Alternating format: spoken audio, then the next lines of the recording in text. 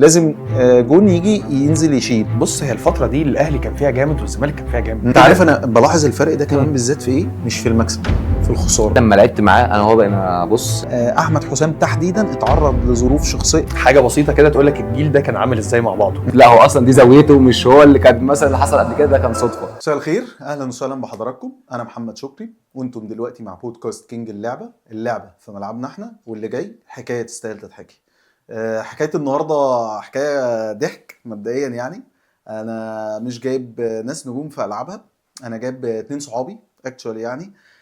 والنهارده خطفتهم حرفيا بمعنى كلمه خطف. كلمتهم في التليفون، مساء الخير مساء النور، احنا هنصور، يلا هي جايه كده. انا معايا ومع حضراتكم النهارده ضيوف اللي مشرفيني ومنورني. اخويا احمد حسام الصخره نجم نادي الزمالك ومنتخب مصر، ومحمود خليل فلفل المشطشط قوي نجم منتخب مصر ونادي الزمالك. ازيك يا فلافيلو؟ ازيك يا شكري؟ مساء الفل يا حبيب قلبي، عامل ايه؟ ايه الاخبار؟ كله زي كله الفل. تمام. كله كابتن احمد حسام الحلقه المنتظره. عامل ايه يا صاحبي؟ عامل ايه يا حبيبي؟ اخبارك ايه؟ الحمد لله كله مية مية. الحمد لله. هبتدي الاول مع ملك الكاراتيه كابتن فلفل. قعد يومين بيلعب كاراتيه وبعد كده قال لك الموضوع مش ماشي، اتضرب ملك الكاراتيه قبل ما يعلق الحزام الاولاني كان على طول ايه ماشي بالسلامه بتاعك. ما كانش في حزام مقاسي ضربوا بالحزام فمش. ايه قصه الكاراتيه ده يا فلفل؟ وبعدين انا اللي اعرفه ان المدرب ظلمك، يعني ده اللي اتقال لي ان المدرب ظلمك. والله بص، هو مش ظلمني، يعني هو عاقبني من غير ما يعني مش عارف عجب، يعني شكلي تقريبا كنت داخل كشف هيئه ولا ايه. هم خدوني عاوزين يلعبوني رياضه. احنا كنا اخين، فكنا يعني الموضوع كان صعب شويه في البيت. أيوة. ولدين بقى وبتاع، فكان الموضوع صعب يعني بنلعب نكسر بتاع. فلك نبتدي بالرياضه. مين الكبير؟ انا. قال لك طب تعالى نلعب، واحنا سامعين ان في نادي النصر تقريبا او حاجه كده ندربه كاراتيه وبتاع. حد يعني صحاب خلاني وبتاع اقترحوا على امي، فخلاص خدوه. رحت معاهم ملبسيني، والله انا كنت يعني هقول لك ايه، يعني كنت لابس بدله بيضاء. تخيلك عامل ازاي ومبقلظ وتخين يا جماعه ايه حاله صعبه يعني. ايه الجو ده؟ وبعدين بقى بساط وهتهبد وغير الهبد انا ما اعرفش ايه اللعبه دي اصلا. ايوه فاهم. فلقيته ملبسين لي حاجه بيضاء وبتاع، وقال لي امسك الحزام ده واتفضل خش وبتاع. فدخلت لقيت الناس ابتدت التمرين عادي يعني. انا اكيد ما اعرفش يعني ايوه بنستكشف 6 سنين لسه. فدخلت لقيت الكابتن بيبص لي كده، قال لي انت جاي متاخر ليه؟ قلت له انا ما اعرفش انا جاي متاخر عن ايه اصلا. عن ايه وليه؟ قال لي طب بص اقول لك على حاجه، انت هتتعاقب. ده بسم الله الرحمن الرحيم كده. قال لي اقعد بقى كده اعمل زي البطه. قلت له بطه ايه؟ قلت له والله بطه، انا ما اعرفش البطه بتعمل ايه. قال لي اقعد زي المساجين المحابيس وبتاع. ففهمت بقى، شرحوا لي بقى اللي اقعد بقى على ركبي وبتاع واقعد اتنطط وبتاع. قلت له مش هلعب. لا رحت ماشي بس خلاص، ما كملتش اصلا نص، والله مشيت. بس ما عملتش البطه يعني، ولا بطه ولا وزه ولا انا مشيت. بعدها يا باشا رحت ملعب هاندبول. السلام عليكم، هنبتدي ايه ده بتلعبوا ايه؟ قال لك مين هيقف جون؟ ايوه انا هقف جون وراح دماغي. لا الهاندبول جه صدفه شويه يعني، هو برضو ما فلحتش في الكاراتيه. طبيعي. دخلوني هاندبول عن طريق برضو صاحبه والدتي في الشغل يعني. عرضت عليها ان انت كانت بتلعب نفس الرياضه، فقالت لها في كذا كذا في نادي الطيران ده جنبنا. طب تمام يلا بينا. دخلت لقيت فرقه برضو بتتمرن، بس المدرب كان يعني كويس، كابتن احمد نبيل يعني على هادي جوجل اللي ماسك نادي هليوبلس يعني، اللي هو مدير فني بتاع نادي هليوبلس كان لطيف جدا يعني. طب اجري مع صحابك. جريت مع صحابي، لقيت ان صحابي في سني الطبيعي ان بيجروا. انا مش قادر امشي يعني، انا واحد متربي على الاكل تقريبا بس. فاهم. فوقفنا على الخط كده، كان لسه بقى بيكتشف يعني الفرقه. كان في ناس لسه يعني اقدم مننا شويه بتلعب مع فرق اكبر شويه. صح. يعني اهاليهم كانوا بيلعبوا هاندبول، فدخلوا فرق اكبر، فكانوا مميزين يعني عننا. فقال لنا مين يقف جون. انا طبعا كنت هلكان يعني، هقف يعني، هم لسه هيجروا تاني. جو الجري والفرار والله ده استسهال بجد. أيوة. هو قال لهم كل 2 كوره وهتجروا من الجول للجون. مين عاوز يقف جون؟ فطبعا كلمه جري مع وقوف اللي دخلت ودني اول حاجه ان انا خلاص انا هقف. فقال لي طيب تمام، روح شايف الجول هناك ده، روح اقف فيه. بس قال لي ما تعملش حاجه بس خلاص. بس واتعشت على كده بس. طب فلفل ده جت منين؟ هو برضو اللي سماني الاسم. هو اللي قال لك؟ هو اللي سماك فلفل؟ وكنت بتضايق منه في الاول. لا والله. والله ما كنتش يعني- تعرف بقى ان هو ده اللي هيبقى الترند بتاعه. يعني بص، هو اقنعني او اقنع مامتي ازاي، ان هو مثلا لما رحت اشتكيت فهي قالت له هو بيتضايق من اسم، قال لها طب بص بقى لما يبقى كويس قدام ويتشهر وبتاع، ممكن يتشهر يبقى الاسم ده الترند بتاعه، او سبحان يعني اللي الله. معروف بيه في الوسط يعني. ايوه. فسبحان الله برضو وهي ربنا اللي كرم جت كده. واتعرفت بالاسم. احمد بقى الحكايه كانت مختلفه خالص، انت بالترسانه تمام، بس القصه جت عن طريق ان مدرس في المدرسه او صدفة مدرب برضه. في المدرسه مم. وراح مديك ورقه بيدوروا على لعيب اشول عشان يخش فرقه هاندبول، وراح مدينك ورقه قال لك خد الورقه دي اديها ايه لبابا وانت هنبقى نشوف قصتك ايه. حصل جه في المدرسه فعلا في اليوم ده مدرب من الترسانه، تعالى يا حبيبي مين الاشول اللي في الفصل، تعالى انت اشول جسمك كبير، تعالى خد الورقه دي اديها لبابا وماما، تعالى نشوف تعالى لنا النهارده يعني بالليل وهنظبط كل حاجه. فانا مش فاهم حاجه طبعا طبعا. اديت لهم الورقه. استدعاء ولي امر ده. ايوه ايوه مش خد أول الورقه حاجة اللي هو عملت هو إيه يا خدها ابني؟ عادي بصفاء اللي هي عادي. عملت إيه في ولا المدرسة؟ اي حاجه، خد الورقه دي، شافوا الورقه تمام، تعالى نروح ونجرب رياضه وتلعب رياضه. كنت صغير، كنت في سنه تقريبا ثالثه ابتدائي رابعه ابتدائي، كنت صغير جدا يعني برضه. فروحنا طبعا نادي ترسانة الملعب بتاعه حمرة. فانا متدلع شويه في البيت ان انا الولد الوحيد وبتاع، فمش واخد على المرمطه يعني، في الاخر واخد زي فلفل كده اللي هو اكل وشرب وقعده في البيت ومذاكره وبتاع، ومالوش دعوه بالشارع ومالوش دعوه باي حاجه يعني. رحنا اتمرنت طبعا مرمطه، اللبس متوسخ طالع بقى وش مبهدل تراب وبتاع، قالوا لك انت مش رايح شغال صنايعي في حاجه في ورشه ولا بتاع. فقالوا لي لا انت مش تروح تاني وبتاع. فمدرب بصراحه يعني معلوم بقى قصه ان ده ان شاء الله يبقى كويس، ده لعيب جاي منه ما اعرفش كده. هي الناس دي بتجيب الكلام ده منين في الاول يعني اي حاجه بيبيع، ما انا بقول هو عايز يكمل، ما انا قلت لك ايه، عايز بيبيع يكمل عدد، هو باع واحد زياده واشول وبتاع، نبقى نشوفه ده عامل ازاي. قال لهم هيبقى كويس وبتاع، هاتوا تاني وتعالوا بس خليكم اول اسبوع وتعالوا نجرب. ففعلا رحنا اول اسبوع ده وجربنا. ساعتها بقى لما بدات يبقى في الرياضه طبعا في حياتك بتختلف، نومك بيختلف واكلك بيختلف وشربك وشكلك اصلا بيختلف. فلما هم شافوا بقى ان في تحسن في حياتي انا اصلا فحبوا الموضوع. فمع طبعا مع في منافسات مع ماتشات مع هم حبوا الاجواء، ان زمان واحنا صغيرين اولياء الامور بتروح معاك كل الماتشات فطبعا بقى هم نفسهم في حاجه جديده بيعملوها في حياتهم بيعملوها في اليوم وهم مبسوطين وانا كمان مبسوط في الرياضه. وحاولت كتير ان انا امشي زي فلفل كده اللي هو لا انا مش عاوز وبتاع، والمدرب ده بيزعق لي لا روح لازم تروح. هم فضلوا بصراحه ورايا في البيت اللي هو روح والرياضه رياضه رياضه لحد ما الحمد لله دخلت المنتخب في سني. فاول ما اتجمعنا المنتخب بعد ما دخلت المنتخب على طول جه النادي الاهلي كلمني، كان الحاج احمد كمال حافظ الله يرحمه كان عاوزني اروح معاهم. بس قبل ما يكلمك كان في مكالمه من ابو الكينج راح مكلمك عشان برضو ايه كان في اهلي وزمالك والصراعات بدات عليك من بدري. عرفت القصه دي مين قالها لي؟ بقى عليك بقى عيب عليك. والله الموضوع ده ما حدش يعرفه كتير، يمكن كابتن احمد اصلا ما يعرفوش. ايوه ان كابتن مصطفى كلمني ورحت انا وبابا وماما رحنا نادي الزمالك في اليوم ده وقعدنا معاهم. وكابتن مصطفى قال لهم برضو احنا عاوزينه معاكم معانا لان هو كان بيمرن ال 94 في الزمالك. فكان جيلي اصلا محسن، ومحسن كان صاحبي فممكن ده الموضوع جه من كده محسن الصندوق الاسود ممكن هو اللي يكون عمل القصه دي، متاكد مليون في المية ان هو عمل القصه دي.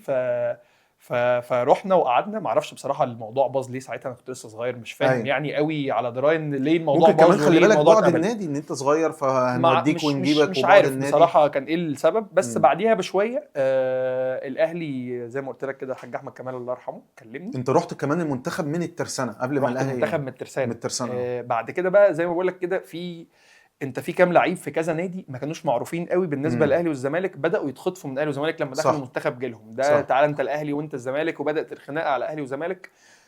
فكان نصيب ان انا رحت للاهلي الاول، فضلت العب بقى الناشئين وشباب وبتاع لحد ما كملنا لحد دلوقتي. انت قعدت لحد 25 سنه تقريبا صح؟ لحد ما بقى عندك 25 سنه 2019 لا انت قعدت مده طويله. بس انا حضرتك وانت من غير دقن وبتاع وعامل كاموفلاج على ايوه هو ده يا فاهم ده اللوك الجديد كده. بس انما حسابك كان ولا في دقن ولا بتاع وتلاقيه فاهم لوحده المصري بس هو اللي احتضنه بس كده.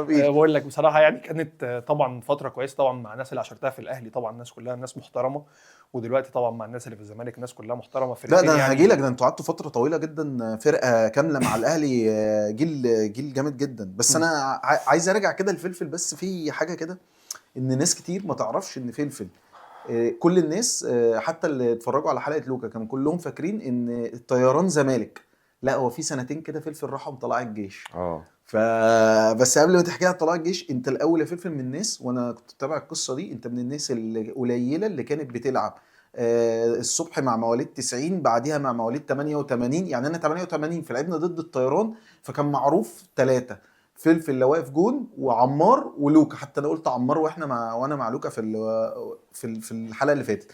كان جون ال 88 مهدي، بعدين لقينا فجاه ده فلفل. ماشي يا عم، ايه يعني ده افيه يعني، ولا ده جون جايبينه يلعب؟ وتلاقيه نازل. طب يا جماعه هو انتوا كنتوا مخبيينه؟ لا، ده هو كان في النشيد. فكان ايه قصه ان انت كنت على طول بتتصعد وتلعب صبح وظهر وبعد، فاهم؟ لا، هي القصه بص، يعني هي ابتدت معايا زي ما قلت لك، في كده زي شراره رياضيه بتحصل للعيب كده، يعني بيبان ان اللعيب ايه احمد عنده. حسام اول ما شاف الشراره لا ده ليا قصه معاه، لا ليا انا قصه ساكت معاه، يا عم، انا ساكت. انا ليا قصه معاه. اهم حاجه ما يبقاش في شرار في الحلقه، اهم حاجه ما يبقاش في شرار لا، النهارده، شرار رياضيه هو ماشي. هي في قصه بسبب القصه دي، يعني انا بقول لك عليها بعدين. تمام. فهم يعني بالظبط كده على سن مثلا 10 سنين 11 سنه، كنت لسه جون صغير وبتاع، جون اللي هو الملعب الصغير، فكانوا شايفين ان انا كويس بس تخين. تمام. ابتدى بقى يكلموا والدي بقى ان هو لازم تهتم بيه وبتاع مش عارف ايه. وصلنا لحد مثلا 13 14 سنه، برضو كنت لسه صغير. من 14 سنه بالظبط حصل لي بقى تغير في الموضوع ده جامد جدا، ان هو مثلا ايه، كان وزني 97 كيلو. ايوه، وانت في ثالثه اعدادي، انت كنت اشبه بمحمد علي دلوقتي واحنا كبار. يعني ده صاحبي ده، ما لا ده صاحبي كينج. لا كينج، صاحبي انا صاحبي حبيت يعني. ارميه عشان يعمل لا حاجه أبداً. بس ما عملش. عيب. ماشي، فلت. فاهم. فابتدوا بقى ايه اهتم بالموضوع، ان هو بقى انت جون كويس بس انت تخين، فلازم تخس عشان تتحسن. بسبب الخسان والتخن انا خدت علقه مش هنساها طول حياتي، يعني من ابويا يعني. فده يعني دي حاجه هو كان شايفها فيا، والناس كلها كانت في انت اللي مبهدلك الحادق ولا الحلو بامانه؟ حلو. الحلو طبعا. الحلو طبعا زي حالات حوده حلويات. طبعا الحلو طبعا. الحلو انا بيضيعني. فاهم. فهو يعني ساعتها كنتش عايز اروح الجيم، وانا اخويا كنا بنروح نفس الجيم، بس لا اخويا ابويا لا، ما كنتش صلاح انت ولوكا. لا ده قبل دي- صلاح بقى بكتير، انا بقول لك عندي 15 سنه. فهو اخويا ما راحش، وابويا ضربني انا عشان انا اروح. فاهم. طب ليه؟ الشوط الكبير. عشان لا مش عشان الكبير، عشان هو شايفني ان انت كويس، يعني الناس بتتكلم عنك في كويس، بوتنشال خاص ان انت تكمل في الرياضه. بس ساعتها خسيت طبعا، فلقيت نفسي لا اتحسنت في الجون جدا. ابتديت بقى المرحله اللي انت بتقول عليها دي بقى، من 16 سنه او 15 سنه ابتديت بقى العب في 90، بعد كده 88، 17 سنه كنت بلعب درجه اولى اصلا في نادي الطيران. صح. فاهم. وده ساعدني برضو في ظروف ان في جوان في النادي، مثلا زي ما انت قلت مهدي مثلا حصل له ظروف، كان في احمد علاء الجون ده كان احسن جون نادي الطيران. صح. فاهم. عندك في ناس اثرت، يعني كابتن محي صلاح اللي بيمرني دلوقتي في الزمالك مرني اصلا وانا عندي 9 سنين. ايوه. فكانت من الناس اللي هي برضو هو اصلا كان هو وكابتن كشك وكابتن شريف مؤمن من اساطير الطيران في بالظبط. فكابتن محي مرني اصلا من وانا صغير، فعارفني عامل ازاي. فاهم. فكل الناس دي اثرت فيا وخلتني ان انا خلاص عارف التراك، زي ما احنا بيقول لك بقى ان انت ايه، خلاص اكلك شربك انا ممكن اتخن شويه في صح. الفتره اللي هي ايه ما فيش فيها حاجه جامده، بس وقت ما مثلا ادخل حاجه جامده او بتاع لازم ابقى ظابط في حته معينه. صح. فاهم. فهي دي الفكره، ان الرياضه فعلا ساعدتنا ان احنا ازاي ننظم حياتنا او ننظم مذاكرتنا، ننظم يعني انت فاهم رايح فين وجاي منين وهتعمل ايه. بس الغريبه بقى بقول لك ان انت ما كملتش في الطيران التراك للاخر لحد الزمالك، لا انت بعديها رحت سنتين جيش مع كابتن عمرو حافظ الله يرحمه. بص انا هحكي لك، انا كان جالي الاهلي اصلا بعد 2011 كاس عالم الشباب بتاعنا. ده كان وقت الثوره، احنا ما كناش متوقع اصلا ان احنا نعمل حاجه كجيل ثوره ومفيش تمارين. وده كان دول بقى كانوا اصغر مننا بقى، اللي هو يعني تحت الناشئين، فكان لسه بيتكونوا. فالمدرب بتاعهم جه معانا مع كابتن عبد المساعد، كان يشوفنا يلاقينا 9 لعيبه في لا احنا بنشوفهم، احنا منتخب كان 94 منتخب لعيبه كتير وبتاع. لا مش قصه منتخب الافراد، لا لا مش افراد، لعيبه كتير موجوده. مدرب شكل منتخب، في شكل منتخب منتخب. نخرج احنا هم التمرين بعدين في دار المدرعات، انا فاكر دار المدرعات خشوا شويه مرتزقه داخلين علينا، انتوا مين يا ابني جايين تعملوا ايه اصلا؟ 9 لعيبه والله 9 لعيبه يعني الانديه كلها ما لقيناش غير 9 لعيبه. لا في منتخب، بس هي كان ظروف امتحانات سنه ثوره، ما تلاقيش حته تتمرن فيها، يعني كان في ظروف. بس في لعيب، بس خلي بالك احنا عندنا مثلا يعني طبعا رحنا كاس عالم، انت عندك مثلا في جيلنا بالظبط 8 9 لعيبه، لا جامدين بجد، جامدين يعني لعيبه. فاهم. عندك بتتكلم علي زين، عندك علي زين، كان عندك حجاج بقى، حجاج في ما شاء الله، صح. عندك كان كوريا، عندك مودي، عندك سند، عندك مروان، انا مش عايز انسى حد، وسام. وانا في الجون كان معايا سعيد، ففرقه. وإن جت ليفت حسام ويوسف ففرقه، انت عندك فرقه حسام اللي هو حسام خضر. خضر. واحنا الميزه بتاعتنا كان جيلنا الناس دي كانت بتلعب درجه اولى اصلا في انديتها. صح. فعندك من الهاندبول والخبرات ان انت ممكن تبقى فارق عن فرق اوروبا شويه ان انت صح. بتلعب درجه اولى. والهاندبول زمان ما كانش زي دلوقتي طبعا، لا خالص. فمن كان 14 سنه بقى. صح. فانت بتتكلم ان لا كان في فرق، ان احنا كلاعيبه لا تقيله يعني. بس قعدت بقول لك السنتين بتوع عمرو حافظ دول فرقوا معاك. بص أنا الله يرحمه، انا من اجمل الشخصيات اللي اتعاملت معاها. انا اتعاملت معاه الله يرحمه بجد، من اجمل الشخصيات اللي اتعاملت معاها. ده حقيقي. هو كلمني كلمتين بالظبط، قال لي انا عايزك نادي الجيش. قلت له طب انا هشوف نادي الطيران. رحت نادي الطيران، انا كان عادي خلص. اتفوتت معاهم، حسيت ان يعني ان كان حصل معايا تاتش في حاجات معينه. مش هقولها طبعا. لا مش هقولها. لا مش هنقولها عشان في تاتش حصل برضه مع حسام في الاهلي، بس مش هنقوله برضه. ان نادي الطيران يعني ده بص من يعني انا يعني من ابن نادي الطيران، فطبعا ما ينفعش اقول اي حاجه في القصص دي. فهو تاتش بسيط كده، فخلاص كابتن عمرو كلمني وبتاع، احترمني تمام. بص يا فلفل انا عاوزك كذا كذا كذا. قلت له يا كابتن عمرو تمام. قعدت معاه سنتين ورجعت نادي الطيران تاني. صح يعني فاهم، قعدت سنتين لحد بقى صفقه الكومبو لارج بتاعت لوكا وفلفل الاشهر دي 2017 بالزبط. بس قبل ما نروح ل 2017 عايز ارجع لاحمد حسام. انت يا باشا الجيل جامد جدا معاك، كل الناس الفطاحل اللي كانوا في الوقت ده مع الاهلي. فضلتوا بتكسبوا كتير وبتخسروا اكتر، بس في نقطه ان انتوا كنتوا زي ما بيقولوا كده ايه، لما بتتكلم على بكر واحمد حسام مصطفى خليل ابراهيم المصري، هي في كان عمرو الايوبي، في لمه في الفرقه. فجاه بعد لحد مده طويله خلاص احنا عارفين ان الناس دي مكمله، التيم ده مكمل، الصغير بيطلع الكبير بيبطل، اللي في النص بقى هو اللي واخد الليدرشيب، وخلاص الدنيا عادي مكمله.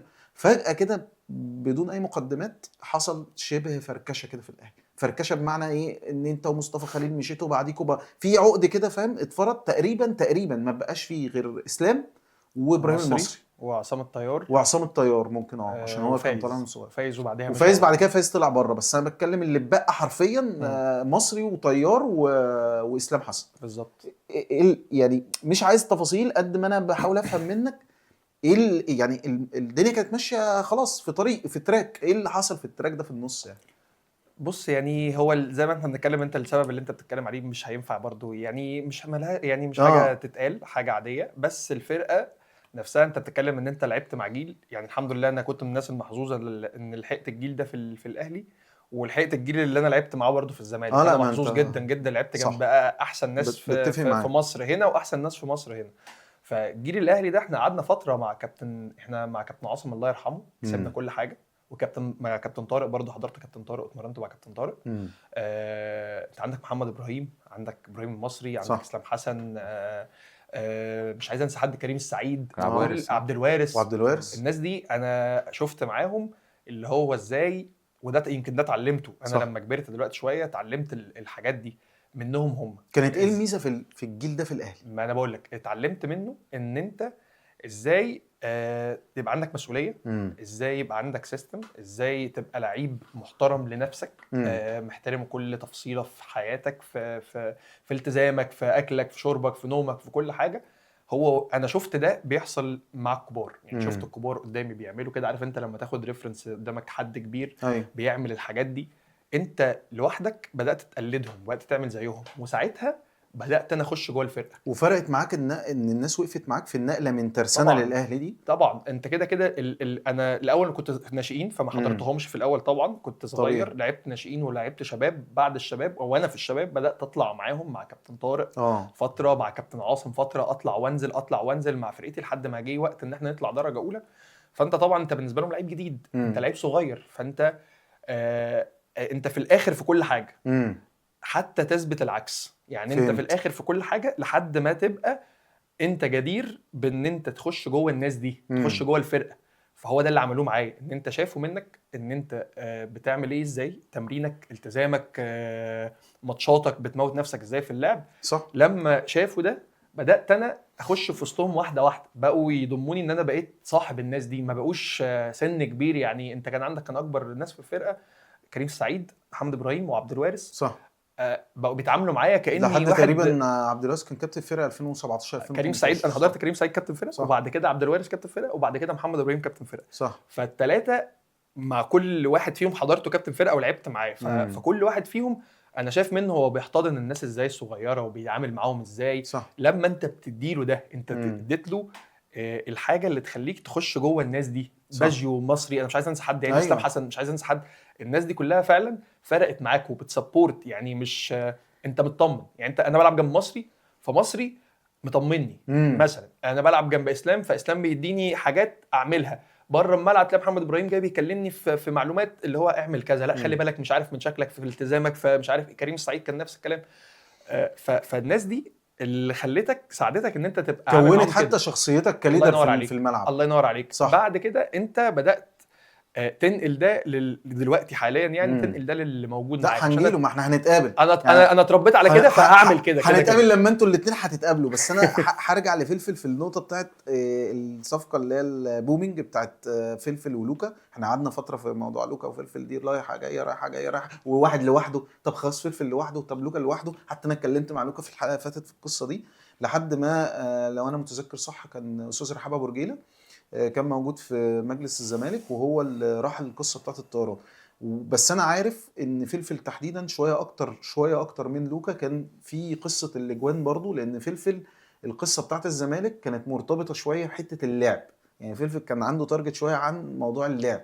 فاللعب في ايه؟ انه كان المركز بتاع الاجوان في الاهلي في الفتره دي كان في شبه ستابيليتي، بعكس الزمالك. كان كريم هنداوي كان اسطوره الفرقه في الوقت دون، كان خلاص ماشي من الزمالك، والزمالك بيعمل باك اب، لازم جون يجي ينزل يشيل. فجه فلفل. فكان سؤالي يا فلفل ليك، ان في 2017 وانت رايحه جايه والقصه رايحه فين، وانت جالك الاهلي، كان المفاضله بالنسبه لك كانت حته اللعب ولا لا؟ انا بالنسبه لي مش فارقه اهلي من زمالك، انا كده خلاص بتنقل من ليفل الطيران اللي هو ليفل كومبيتيتيف وبنافس وكل حاجه، بس تارجت البطوله دايما بيوصل في الاخر الفاينلز اهلي وزمالك، فانا مش تفرق معايا.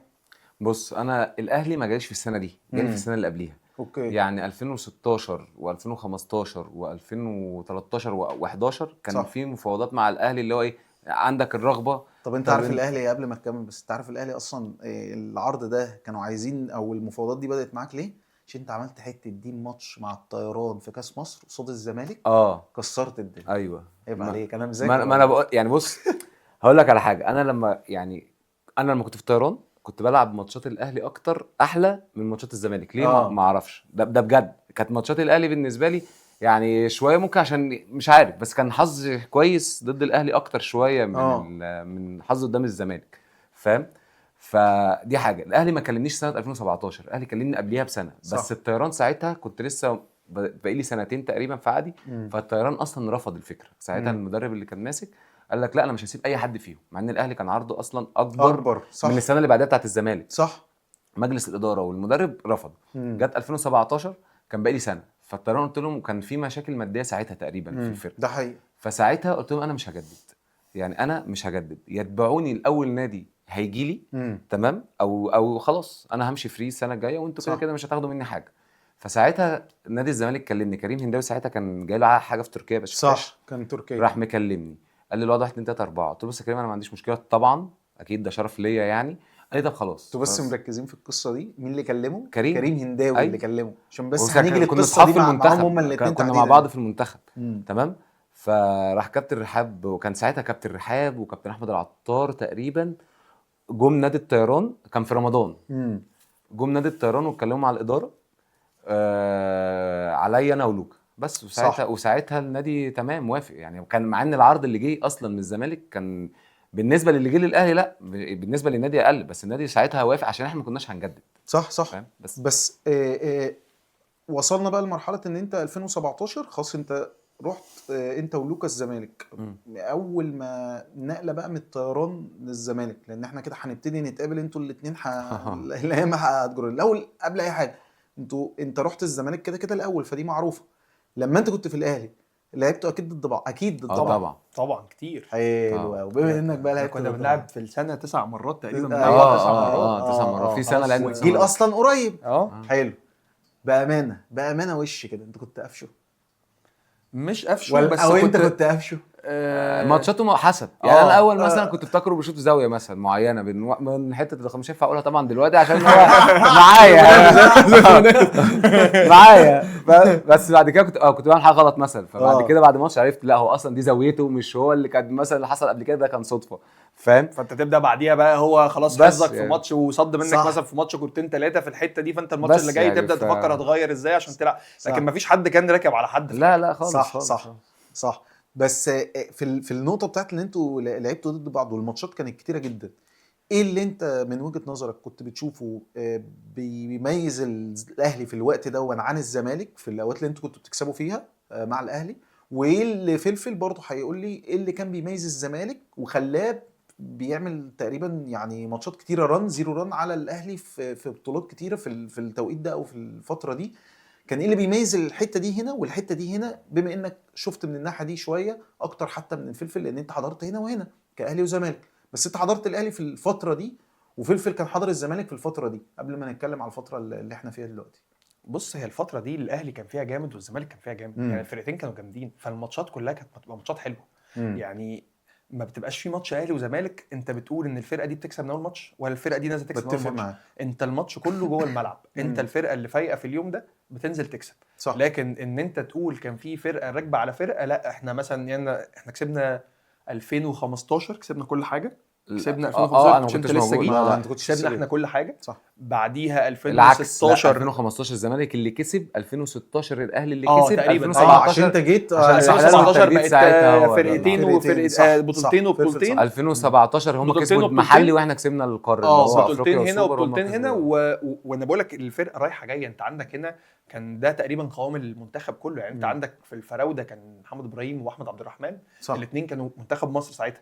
ابراهيم المصري، اسلام حسن بلاي ميكر، بكار، الوينج ليفت، كان عندك فايز، كان عندك عصام الطيار كان لسه طالع، كان عندك مين تاني، كان سيد وهادي. فانت دي كانت فرقه تقيله. كان الاهلي الزمالك ساعتها كان في الجون كان محمد علي وكان كريم وفي كابتن احمد الاحمر كان موجود، كابتن احمد الاحمر، كابتن حسن يسري وريشه. انا لعبت قصاد الناس دي كلها، ورامي يوسف وإيهاب محسن وعلاء حسن. كانت فرقه برضو فرقه قويه. فالفرقتين كانوا فرقتين، ممدوح هاشم فرقتين، كريم ايمن سبكي محسن، كان دي فرقتين.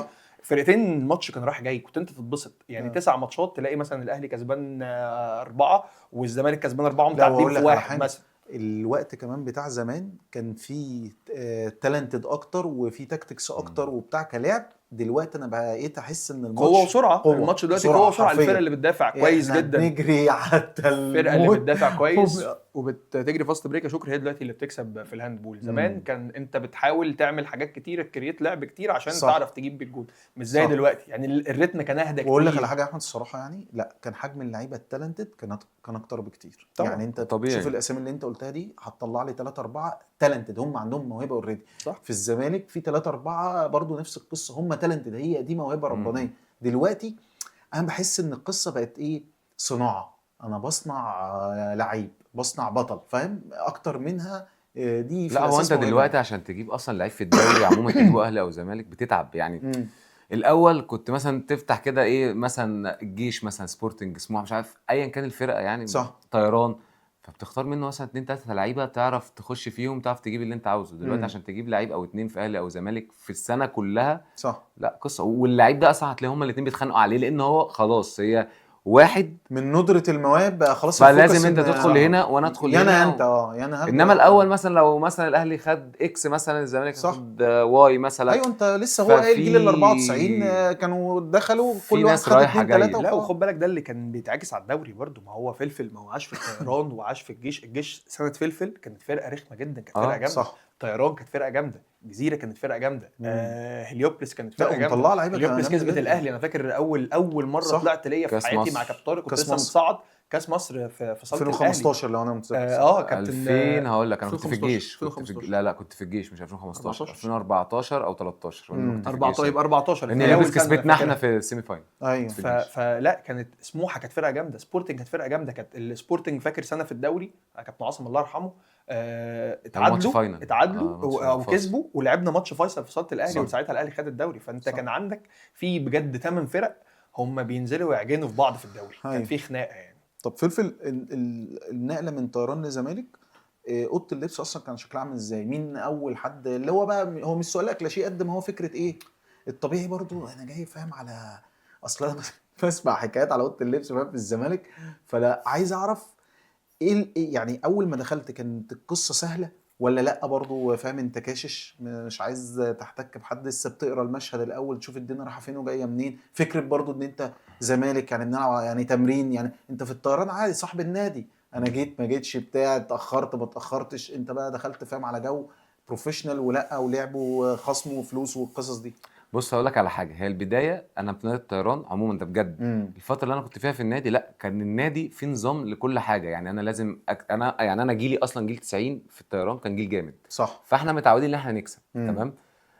عندك مثلا في الطيران لما طلعت درجه اولى لا كانت فرقه، يعني انا في الطيران مثلا مره واحده مثلا اللي حضرت فيها ان الطيران بره اللي هو مثلا لو 6 يبقى هو بره السته، صح. اللي هي مثلا كنت لسه متصاعد، انما طول الفتره اللي انا لعبت فيها في الطيران هو الطيران ما نزلش مثلا عن لو هو مثلا مطلوب 6 فوق ما نزلش عن السته اللي فوق. صح. فاهم؟ فانت كده كده وغير المنتخبات اللي انا كنت بلعب فيها، فانا كده كده داخل في اللي هو ايه المنافسات، انا عارف ان انا كده هنا بنافس وهنا بنافس وهنا بنافس، بس طبعا طبيعه المنافسه تفرق، بس انت الكونسبت بتاعك موجود ان انت كده كده لازم تبقى كويس، يعني فكره ان انت تبقى كويس موجوده، فده كده كده الضغط النفسي اللي عليا فيها خلاص متعود عليه. ضغطك بقى في نادي الزمالك ايه؟ ان انت جاي لعيب حاطين عليك طموح، فلازم تبقى قد الطموح ده عشان تثبت للناس ان انت مثلا بتلعب تحت ضغط جوه نادي الزمالك، لان خلي بالك الضغط في نادي تاني غير الضغط جوه نادي الزمالك غير الاهلي. تمام. انت جاي هنا النادي ده هتتشاف مثلا من ناس قد كده، ممكن تلاقي واحد رايه فيك غير انت متوقع، انا مثلا ممكن ابقى خارج ماتش لعب كويس تلاقي مثلا الناس شايفه ان انا ما لعبتش كويس. ايوه صح. فانت ازاي تتعامل مع الحته زي دي؟ صح. هتلاقي ناس مستنيه مثلا فلفل مثلا يصد كور معينه ما تصدتش، بس انا ممكن ابقى خارج من الماتش شايف ان انا صديت، بس في ناس مستنيه منك. لا ده انا جاي لك في القصه دي انت واحمد اصلا ما انا هنتكلم بقول فيها لك. بتاعت السوشيال ميديا دي. فاهم؟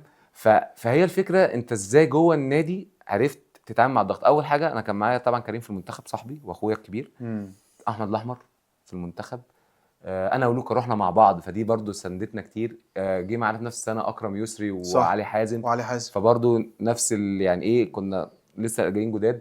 محمد علي جه معايا في نفس السنه وكان بيلعب معايا، بس كناش لسه علاقتنا يعني زي دلوقتي طبعا. رجع من الاهلي رجع. السنه دي، كان راجع من من الأهلي. بس علاقتنا ما كانتش زي دلوقتي. انا محمد علي لما لعبت معاه انا وهو بقينا بص يعني زي علاقتنا يعني الحمد لله زي الفل. فاهم؟ لا لا والله لا قبل لا قبل كده، لا قبل الحوار اللي هو بيقول لي ايوه عليه ده انا فاهم القصه. تمام. علاقتهم زي ايه العار بقى؟ لا لا ما يقدرش يقول جدع يقولوا مش هينفع الشراره مش هتبقى رياضيه بس خد بالك. فهي يعني عارف انت كان في ناس صغيره كريم ايمن سبكي مش عارف ايه، غير بقى طبعا الناس الكبيره هو كابتن رامي يوسف وكابتن حسن يسري والاحمر وريشه. بس خلاص انت يعني ايه في الاخر الناس لو ان انت كويس هيبتدوا يشجعوك تلعب ماتش كويس التاني كويس، اثبتت ان انت قد المسؤوليه بتاعه المكان، فطبيعي خلاص انت الضغط اللي انت بتقول عليه بقى النفسي اللي هو ازاي تتعامل مع الناس، وهم كمان بيسحبوك من القصص دي صح وبيدخلوك جوه الموضوع ان انت واحد منهم. خلاص هي عدت بقى بسلام. وهو ده خد بالك المربط تلاقيه لعيب يدخل جوه نادي الزمالك بالاخص عشان انا جواه يعني صح. ان انت ازاي تعرف تعدي اول فتره ليك جوه النادي دي، لو عديتها وعرفت تمشي ما عديتهاش خلاص هو انت اكس وخلاص، يعني هو الموضوع صحيح. مش اكم من لعيبه جت فعلا بس. وما كملتش سيزون 2 سيزونز ماكسيمم قوي كان بالظبط. مشي، ده حقيقي. طيب قبل ما نتنقل بقى لحته ان انتوا خلاص بقيتوا مع بعض الفتره، انت تقريبا انا زهقان ان انا كنت معاه جبت اصلا ندمان. لا انت تقريبا يا فلفل انت خدت كام بطوله قبل لحد ما احمد يجي تقريبا؟ لا هو احمد جه 2019 صعب قوي دي، ما انت كده يعتبر قعدت انا واخد سنتين. 15 بطوله عموما. لا ما ده انا عارفها، لكن بتكلم قبل ما احمد بص يجي. يعني هنمسيها سنه هتلاقي مثلا 3 4 زياده. بص عندي بص هتلاقيهم 3 4 زياده سنه مثلا اول سنه زي ما قلت لك خدت 2 افريقيا، واحده صح. سوبر واحده ابطال دوري. صح. تمام. تاني سنه مع كابتن باسم خدنا كوتيفوار تقريبا. صح. ايوه وخدنا الدوري. خدت الدوري وخسرت كاس. وكاس الكوس ما كنا بننسحب ما اعرفش. ايوه احنا لعبنا السنه دي كاس الكوس وكسبناه. صح. احنا لعبنا كانوا بيلعبوا ساعتها بقى الهلال اللي مش عارف اتحاد كانوا هم دلوقتي احنا هم. كان في سبورتنج صح. وانت احمد خدت كام بطوله مع الاهلي؟ مش بالتقريب يعني لا مش فاكر والله، يعني هنا كتير وهنا كتير يعني، خدت مع الاثنين كتير ما يعني بعدتش بصراحه يعني، مع الاثنين مع بعض مجتمعين اكتر من اللي فلفل خدهم في الزمالك يعني، الاثنين مع بعض ما انت لاعب في اهلي اكتر وزمالك اكتر حبه حلوين صح. يعني، اكتر حبه حلوين، لان احنا قعدنا في الاهلي كسبنا مثلا 6 بطولات في سيزون، كل حاجه صح. كسبنا دوري وكسبنا كاس وكسبنا افريقيا وكسبنا سوبر وكسبنا مش عارف ايه، كسبنا كل 2016 دي 2016 خدنا فيها كل حاجه، فدي كانت سنه واحده بس، حصيله سنه واحده بس. صح. رحت انت بقى الزمالك، انت ومصطفى خليل، يعني هو جه هو ولوكا، جيت انت ومصطفى خليل. انت لحد دلوقتي انا بحس ان مصطفى خليل ده زي فلفل ولوكا كده، انت قرينك مصطفى خليل في اللعب طبعا في الحياه في اي حاجه. مصطفى خليل بص، هو خليل كده عشره وحبيبي يعني، هو جميل. صاحبي يعني، احنا كده مشينا يعني. هو كان من الناس اللي ساعدت ان انا امشي من الاهلي، ان انا اجي الزمالك يعني. انا ما كانش اصلا حد كان متوقع ان انا همشي من الاهلي، وما كانش فيه اي كلام ان انا همشي من انت مشيت الاهلي. انت ومصطفى وبكار، انا ومصطفى وبكار في بتاع 5 كده مره واحده مش وباجيو وحماد، صح. خليني اعد، استنى اصبر. وباجيو ومين تاني واحمد عبد الرحمن. في 6 مشوا تقريبا، 6 وجونين تقريبا، هادي وسيد تقريبا الاثنين مشوا، او هادي بس كل دول كانوا عقودهم خلصت ومش هيجددوا. لا في ناس كانت عقودهم عادي. انا كان عقدي كان المفروض اجدد، كان لسه عقدي موجود في سنه بس كان خلصان، كان المفروض يعني في حاجه كده، كان في حاجه في الاتحاد في عقد ما تسجلش، ففي سنه وقعت فبقيت فري يعني. اللي عرفته ان انا بقيت فري، ودي المعلومه دي لما عرفتها ساعتها الزمالك، مصطفى كان خلاص كان مخلص كل حاجه مع الزمالك، وساعتها هو كلمني. كان محمد علي برضو كان ليه دور برضو في القصه دي. محمد علي يا جماعه ايجنت خطير. محمد علي والله بتكلم بجد، محمد علي واكرم يسري، سمسار محمد علي واكرم يسري، شغل فابريزيو رومانو والناس دي، فاهم؟ محمد علي بس محمد علي دلوقتي اوروبي، خد بالك. لا محمد علي خلاص هتلاقي في اوروبا ايه مولعه يعني. اكرم يسري مخلص صفقه يحيى الدرع زي السلام عليكم، ومحدش يعرف وتساله ما انا مين، لا مفيش. ايوه طبعا عشان صاحبه، العشره برضه تفرق يعني، وهو اللي شده، لان يحيى لعب معانا في الاهلي. صح. يعني يحيى لعب اعاره لو انا فاكر، لعب معانا اعاره لافريقيا والسوبر، لعب معانا ولعب افريقيا تانية، لعب 2 افريقيا واحده سوبر في الاهلي في الوقت ده.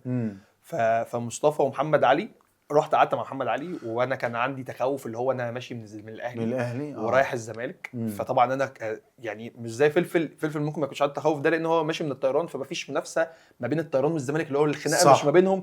لكن انا ماشي من الاهلي رايح الزمالك، فالاجواء تبقى عامله ازاي. بس بقول لك انت لو كنت ايام السوشيال ميديا دلوقتي كانت زمانك الحمد لله قيمه عليك الحد. الحمد لله انا ما كنتش ايام السوشيال ميديا، زمان كانت الدنيا في الحنايه. الحمد لله. بقول لك ايه، كريم الناوي راح الاهلي الزمالك 8 مرات. ايوه راح جاي ما انا عارف، انا بقول لك الحمد لله انا ما كنتش ايام الوضع صعب يعني.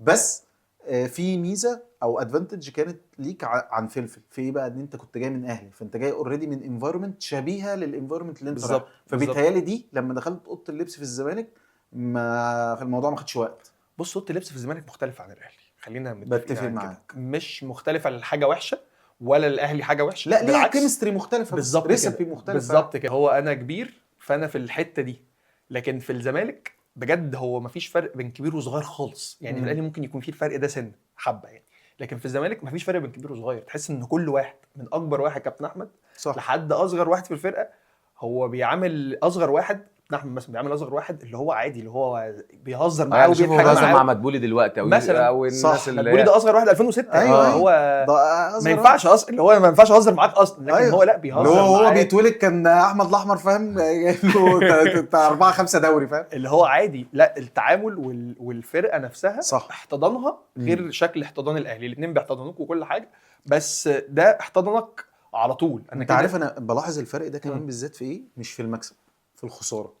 انا بلاحظه قوي في الزمالك في الخساره، وازاي الناس بتقعد، حتى اللي بيبقى متضايق واللي بنلم بعض لان كل واحد ليه طريقه مختلفه في التعبير عن الخساره يعني. بشوفها شويه مختلفه في الزمالك عن الاهلي في ايه، الطريقه نفسها والاحداث، وامتى هنسكت وامتى هنتكلم وامتى بتاع. الانفعالات في الاهلي كنت بشوفها سريعه شويه، بالذات لان انا يعني من اقرب الناس ليا ويعني صاحبي وجيلي يعني ابراهيم المصري، يعني بحييه طبعا بجد، يعني من الناس اللي بحبها جدا جدا جدا في الرياضه عامه وفي الهاندبول خاصه يعني. فكنت بشوف الاجواء على دكه الاهلي، لا الاجواء صعبه، اللي هو ابعد دلوقتي خلاص الموضوع فاهم صعب. فانا كنت بحس فعلا ان القصه مختلفه شويه في اوضه اللبس بتاعت الزمان. جمعتوا مع بعض تجميعه ما يعلم بها الا ربنا، جماعه الهنا، وابتدت الايه الدنيا تمشي. انتوا بيتقال على الجيل بتاعكم انتوا بالذات ان انتوا اكتر الناس المحظوظه في الزمالك، عشان انتوا باللغه الدارجه بتاعت الشارع انتوا اللي خدتوا خير الهاندبول بتاع الزمالك. خدتوا خيره بمعنى ان انتوا اللي حصدتوا اكبر عدد من البطولات. انا بتكلم هنا ككم ارقام من البطولات، سواء على المستوى الافريقي سواء على المستوى المحلي او حتى اللعب. يعني بنتكلم في كاس عالم انديه انتوا بتلعبين مثلا بتاع 3 كاس عالم انديه لو انا تقريبا لو انا مش خاينين الذاكره يعني 3 أو 4 مثلا. فبنتكلم على الفتره دي، ايه الحاجه اللي كانت طبيعي انت كنت ليدنج في المنافسه بينافسك الاهلي، بينافسك فرق كتير قوي محترمه بس ابرزهم اكيد الاهلي، لكن ايه اللي كان بيميز الجيل ده؟ الجيل ده كان جامد قوي ولا الجيل ده او الفتره دي او الحقبه دي كانت ما فيهاش الهوا، ما فيهاش غلطه؟ لان احنا بنتكلم او السؤال اللي هدفه ايه؟ ان الزمالك من ساعه ما انا اتولدت وهو عنده مشاكل وعنده ظروف، فايه اللي اختلف زمان عن دلوقتي؟ فكلمني الاول عن زمان. بص هقول لك اللي يقول لك حاجه بسيطه كده تقول لك الجيل ده كان عامل ازاي مع بعضه. الناس دي كلها كانت عامله ازاي مع بعضها. في موقف كان في بطوله افريقيا اللي كنا في النيجر، ماتش فاينل افريقيا. سبورتنج؟ لا ماتش فاينل النيجر. افريقيا في النيجر. النيجر الاهلي. الاهلي كنا خسرنا السوبر صح، وهنلعب افريقيا صح. وكان ساعتها كان في ناس عندنا مصابه وخلاص الماتش بيفنش واحنا فرق جون لينا وكان تايم اوت للاهلي. صح. وانا بدافع في حته مثلا، انا بدافع في 2 ناحيه الليفت اللي بيلعب باك ليفت. صح. فمدرب ساعتها اوليفر قال لي انت هتنزل، قال لي هتدافع في الملعب دلوقتي. خد حاجه في دماغه تقريبا. كنت ساعتها خدت ركبه في دماغي، فكان عندي حاجه شبه ارتجاج كده اللي هو كابوتيه يعني. خدها من كابوتيه. وهو زي ركبته زي يعني كابوتيه علينا.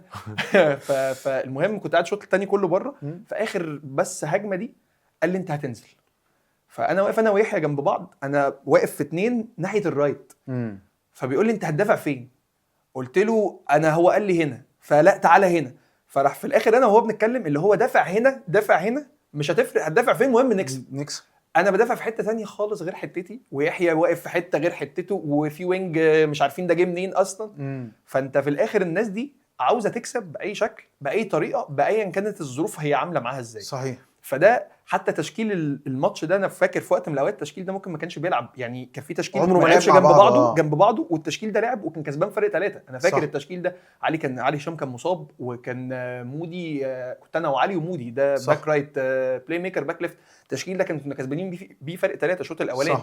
فانت الناس دي بجد مش والله مش اي كلام وخلاص، بس الناس دي فعلا بتحب بعض. الفرقه دي انا ما اعتقدش ان انا هلاقي ناس انا محظوظ جدا في وسطهم ان الناس دي بتحب بعض كده من صح. الكبير للصغير كل واحد عشيرته. من ساعه ما دخلت النادي كفرقه دخل جوه الفرقه دي لا هو مش هيتعوض. يعني اي حد هيمشي من فرقه نادي الزمالك مش هيبقى موجود فيها لاي سبب ما. صح. الشخص ده مش هيتعوض لا على المستوى الانساني ولا على مستوى الرياضه والهاندبول وازاي بيشد. انت عندك دول بيشدوا اي حد لفوق. في ناس تشدك لتحت. الفرقه دي والناس دي صحيح. تشدك لفوق. صحيح. والظروف اصعب ظروف، وعشنا في اوحش ظروف في الحياه اللي هو سنه كورونا مثلا دي ما كانش ظروف شكري مرعبه. فلفل عاش معانا نفس الظروف والله بجد، ظروف محدش يعرف عنها اي حاجه. اي حد من بره الهاندبول او من بره اوضه نادي الزمالك محدش يعرف عنها حاجه اللي احنا عايشينه. بس انت في الاخر بتتفق على حاجه واحده هكسب. وانا مش عايز اقطعك بس انا للناس بس ما تعرفوش، احمد حسام تحديدا اتعرض لظروف شخصيه. الاثنين دول سبحان الله يعني هي بالصدفه الحلقه جت كده، بس الاثنين دول كل واحد فيهم ليه قصه كده انسانيه ان تعرضوا لظروف فعلا من اسوأ ما يمكن. يعني احمد حسام بدون الدخول في تفاصيل كان عنده مشكله انه خلاص تقريبا شبه بيبيع بيته، عفش بيته وحاجه بيته. فالظروف اللي الناس فعلا اتعرضت لها مش ظروف ادميه رياضيه. يعني انت ممكن تحصل لك في الحياه كعادي، بس ان انت تبقى محطوط مطلوب منك بقى انا ماليش دعوه انا هكسب الفرقه تكسب بتعمل تاخد بطوله، هو ده الحساب اللي بالنسبه للناس. وفي الباكسين عالم تاني، عالم حرفيا ما حدش يعرف عنه اي حاجه. في نفس القصه لما ابنه ريان اتولد في الاول والحضانه، والقصه بجد فعلا في الباكسين الناس ما تعرفش بتتفرج على 60 دقيقه لو قلنا بالاستراحه بالبتاع مش عارف ايه بتتفرج لها على ايه ساعه زمن حرفيا وتقلب وخلاص ممكن يحول بالريموت سلام عليكم. بيهايند ال60 دقيقه دي في عالم مرعب من الظروف المحيطه بالزمالك كنادي وبالافراد اللي جوه الزمالك في فرقه الهاندبول، بس انا معلم معايا ومش عارف بقى ده اختياري يعني. ماتشين، واحد اللي هو السوبر اللي كان في المغرب، بتاع والتاني وجده ايه وجده ده اللي هو بتاع بالظبط، كابتن باسم سمرة. والتاني الماتش التاني اللي هو بتاع ملحمه سبورتنج الغريبه دي، يعني بالنسبه لي ما شوف انت عايز تبتدي بانهي فيهم، لان الماتشين دول بالنسبه لي بص انا ماتش لعبته حلو طبيعيين. قوي، وماتش بقى ده ليه بقى بص معايا كواليس يعني. بص انا طب والله انا اللي لعبته حلو قوي، نبتدي بالحلو. الحلو بتاع المغرب، المغرب محمد علي كان راجع من البطوله في اعاره تقريبا في اسيا حاجه كده، صح. فكانش شايف يعني، كان عارف انت اللي هو ايه، ما كانش موفق. فبعد صح، حصل. ربع ساعه كده او حاجه راح كابتن رو باصص لي قال لي بقول لك ايه قوم انزل، هو مش هيصد النهارده. فنزلت الحمد لله لعبت كويس قوي، شلت أوي. كره حماصه اللي هي كانت في وقت مهم صح. وانفراد لا والفاست بريك اللي طلعته البوغانمي ده كان- واسامه ما شاء الله جبنا وينج بدخل 11 جون، ودي مش طبيعيه يعني فاهم؟ لا وهي اصلا كانت غريبه. الناس بتروح تجيب هو أنت باكات، كنت في الأهلي؟ مدافعين. انت عارف احنا بعديها عملنا ايه؟ كنا بنلعبهم في الأهلي. الترجي. أيوة. على طول بعديها بنلعبهم في الترجي فاينل، لا سيمي فاينل بطوله افريقيا. صح. احنا قالت في المحاضره الوينج ده امسكوا ما انتوا يا عم ازاي امسكوا وينج. ما انتوا؟ يعني ايه امسك أيوة. ما تدخلوش جاب يعني 11 الوينج ده من ما يخشش. 12. ايوه ما انت الماتش اللي قبليه دخل فيك 11 جول، 11 قال لك جول. الوينج ده ما يخشش. يا احمد هي اصلا كانت الفكره نفسها غريبه، الناس بتروح تجيب يا مدافعين ثلاثات يا بتروح تجيب أنا جبنا- باكات يا سنتر هاف. طب عشان اقول لك يجيب على حاجه، سكور. اقول لك على حاجه الناس راحت تضحك تجيب بقى. محترف وينج. طيب اقول لك على حاجه تضحك، احنا برضو ما كناش عارفين المحترف، فكابتن باسم كان معتم على الموضوع، عمل لنا اجتماع في الاوضه بتاعتنا، راح الاوضه حتتين دواليب والحمام مش دي لما مودي سبق حد سبق لا ده هو راح عمل ايه بقى، جاله تليفون راح خارج في الناحيه الثانيه ورا الدواليب على طول. أيوة. حبيبي ايوه احنا جبنا مش عارف مين واحنا كلنا عرفنا فاهم، هو اصلا ما كناش عارفين مين اللي جاي برضه أيوة. فاهم. فده لعبت حلو قوي الحمد لله تمام، وصديت كتير وكسبنا لان ده اكسترا حقيقي. تايم وبتاع. لا استنى بس قبل ما تقلب الماتش ده، قول. كلمني عن الكوره بتاعت احمد الاحمر يا جماعه. دي بقى بص بقى يا جماعه ده بقى اللي كان المفروض جنان يا ينزل. جماعة. انا حاضر طب الحاجات ده دي. بقى والله ده جت كان إزاي؟ في الناحيه الثانيه فقدر يقول لك هو حصل لهم جت ازاي يا يعني احمد بامانه؟ هم جت من عندهم هم، انا ما اعرفش الفكره جت لهم ازاي، بس عشان احنا كنا جايبين محترف كان ده خلاص ده كان فاضل ثواني هو ما وتكسبوا. يعرفش بجد الأحمر. فاضل ثواني. كان اسمه سماكوف. ما يعرفش الاحمر خالص اه خالص يعني، هو ما يعرفش اي حاجه. فهو كان موجود، هو الفكره جت لهم من الحته دي. ففي الوقت ده الاحمر راح هو كان ضعيف دفاعيا جدا يعني، فانا صح. في تايم اوت كابتن باسم بيشرح حاجه، فالاحمر قال له بص بعد اذنكم هاتوا لي الكوره وانا راح العب عليه واحد على واحد، والاحمر ما شاء الله طبعا الفنت بتاعه ده يعني طبعا ما فيش طبعاً. حد ما بس- خدوش يعني فاهم. اللي هو العالم كله فاهم ده هتاخده بالظبط، حتى لو انت فاهم. ايه اللي حصل يعني. فهات الكوره مش هروح العب على ده واحد على واحد، فيحيى مش عارف عمل له زياده لايه، راح صح. عمل فنت راح الفكره ان كان فاضل ثواني يا فلفل راح وهم فايز يتوجوا جري باللقب لا حرفياً. والبوغانمي إحنا كان جامد قبليها- ساعتها، ففايز راح ضامم على اسامه صح عشان ما يخشش، عشان ما يخشش. المساحه فتحت. بس صح. فطبعا مساحه بقى في متر هنا ومتر هنا. لا انتوا كمان فمصر- كنتوا واخدين تايم اوت احنا ساعتها في كنا الاهلي. هو الزمالك هو اللي كان واخد تايم احنا اللي هم واخدين. اللي بيتكلموا، واحنا قلنا الناس كلها عماله تقول للراجل الخواجه اللي جالنا ده يا عم طلع الراجل ده ونزل حسام. صح.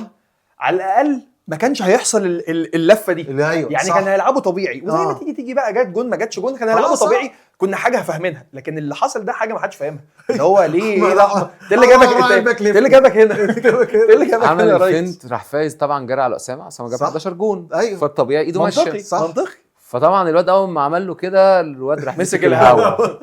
راح معدي شاطها في الجون. ده الماتش الحلو، ده الماتش الحلو. ده الحلو. خش بقى لا، التاني كان التاني احمد بقى- جه ولا كان لسه ما جاش؟ كنت قاعد بقى. عارف لا لا أنا لا باجي- حاجه لا كنت موجود كنت موجود أيوه. بتاع سبورتنج ده. موجود. ايوه بتاع ما بتاع سبورتنج بقى احكي لك آه. عنه بقى. ده كواليسه معايا والله انا ما شفتهاش ما حسيتش معاه في حياتي. لا في هو حياتي. جنان يا جماعه لا بجد والله. لا سيبك من ان احنا كسبنا في انا بقول لك الشخصيه الكواليس الشخصيه ما حسيتش آه. في انت حياتي. بتقول له لعب الماتش ازاي، أنا بقى أحكي لك. ماتش. لعبت الماتش ده ازاي؟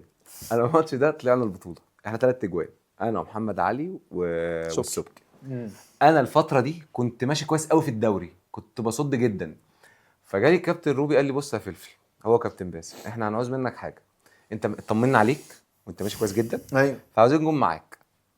طيب يا جماعه ايه اللي هيحصل؟ انت هتقعد بره اول 6 ايام، هي بتاع 10 ايام. ايوه طب يا جماعه ماشي، طب انا ما بعرفش اقعد كده وانزل العب، ده مش بتاع الحاجات دي. انا يعني ماليش في كده. يعني مش محمد هيهتم علي بقى بحاله. محمد علي انا بص برفع له القبعه، محمد علي يا باشا لو جبته دلوقتي صح. اصحى محمد علي عندك ماتش هينزل يلعب. انت ليك كواليسك مش بتحضيرك كواليسي مش تحضيري، انا يعني ما بعرف. لا بص انا يعني انا لازم اوقف في الجون عشان ابقى يعني متعود انا هعمل ايه. صح. محمد علي لا عادي بينزل صباح الفل يا بس جماعة، احنا الكلام الاثنين على إيه؟ نشترك في حاجه واحده، ان احنا آه. دماغنا نظيفه في الجون، يعني انا صح. وهو دماغنا نظيفه وحفيظه بالظبط. وحفيظه. بس هو ليه صيع ليه حته بقى ان هو ممكن تجيبه من البيت يلعب، انا مش كده مع عمري ما عملتها. انت كنت بتاع المكسرات بس اسمع بس ايوه بقى احكي لك بقى بس القصه أنا بقى. فاكر. فقالوا لي بقى ايه، قالوا لي انت مش هتلعب، قلت لهم ماشي براحتكم، بس انا تمام. مش كده.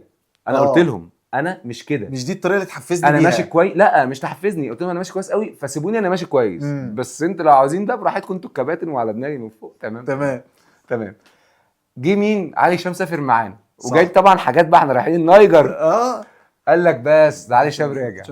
هو كان لا كان فيردي. بس هو طول عمره كان علي هشام نصر هو اللي مسؤول اللي يجيب لا ده كل واحد جاب نفسه، كل واحد جاب كل واحد جاب راح لنفسه. افريقيا. فالمهم قال لك علي هشام ايه هيرجع. المهم قلنا بس طبعا مش هرجع بحاجته، في سطو بقى على الاوضه عنده، في سطو. قلت له انا قاعد فاضي، رحت واخد المكسرات بقى والحاجات. ما أنا مش هلعب بقى ما انا مش هلعب. ويروحوا عاملين لي ايه، ما بتتمرنش هناك هاندبول. راحوا واخديني مع مدرب الاحمال، انزل اتمرن في الجيم.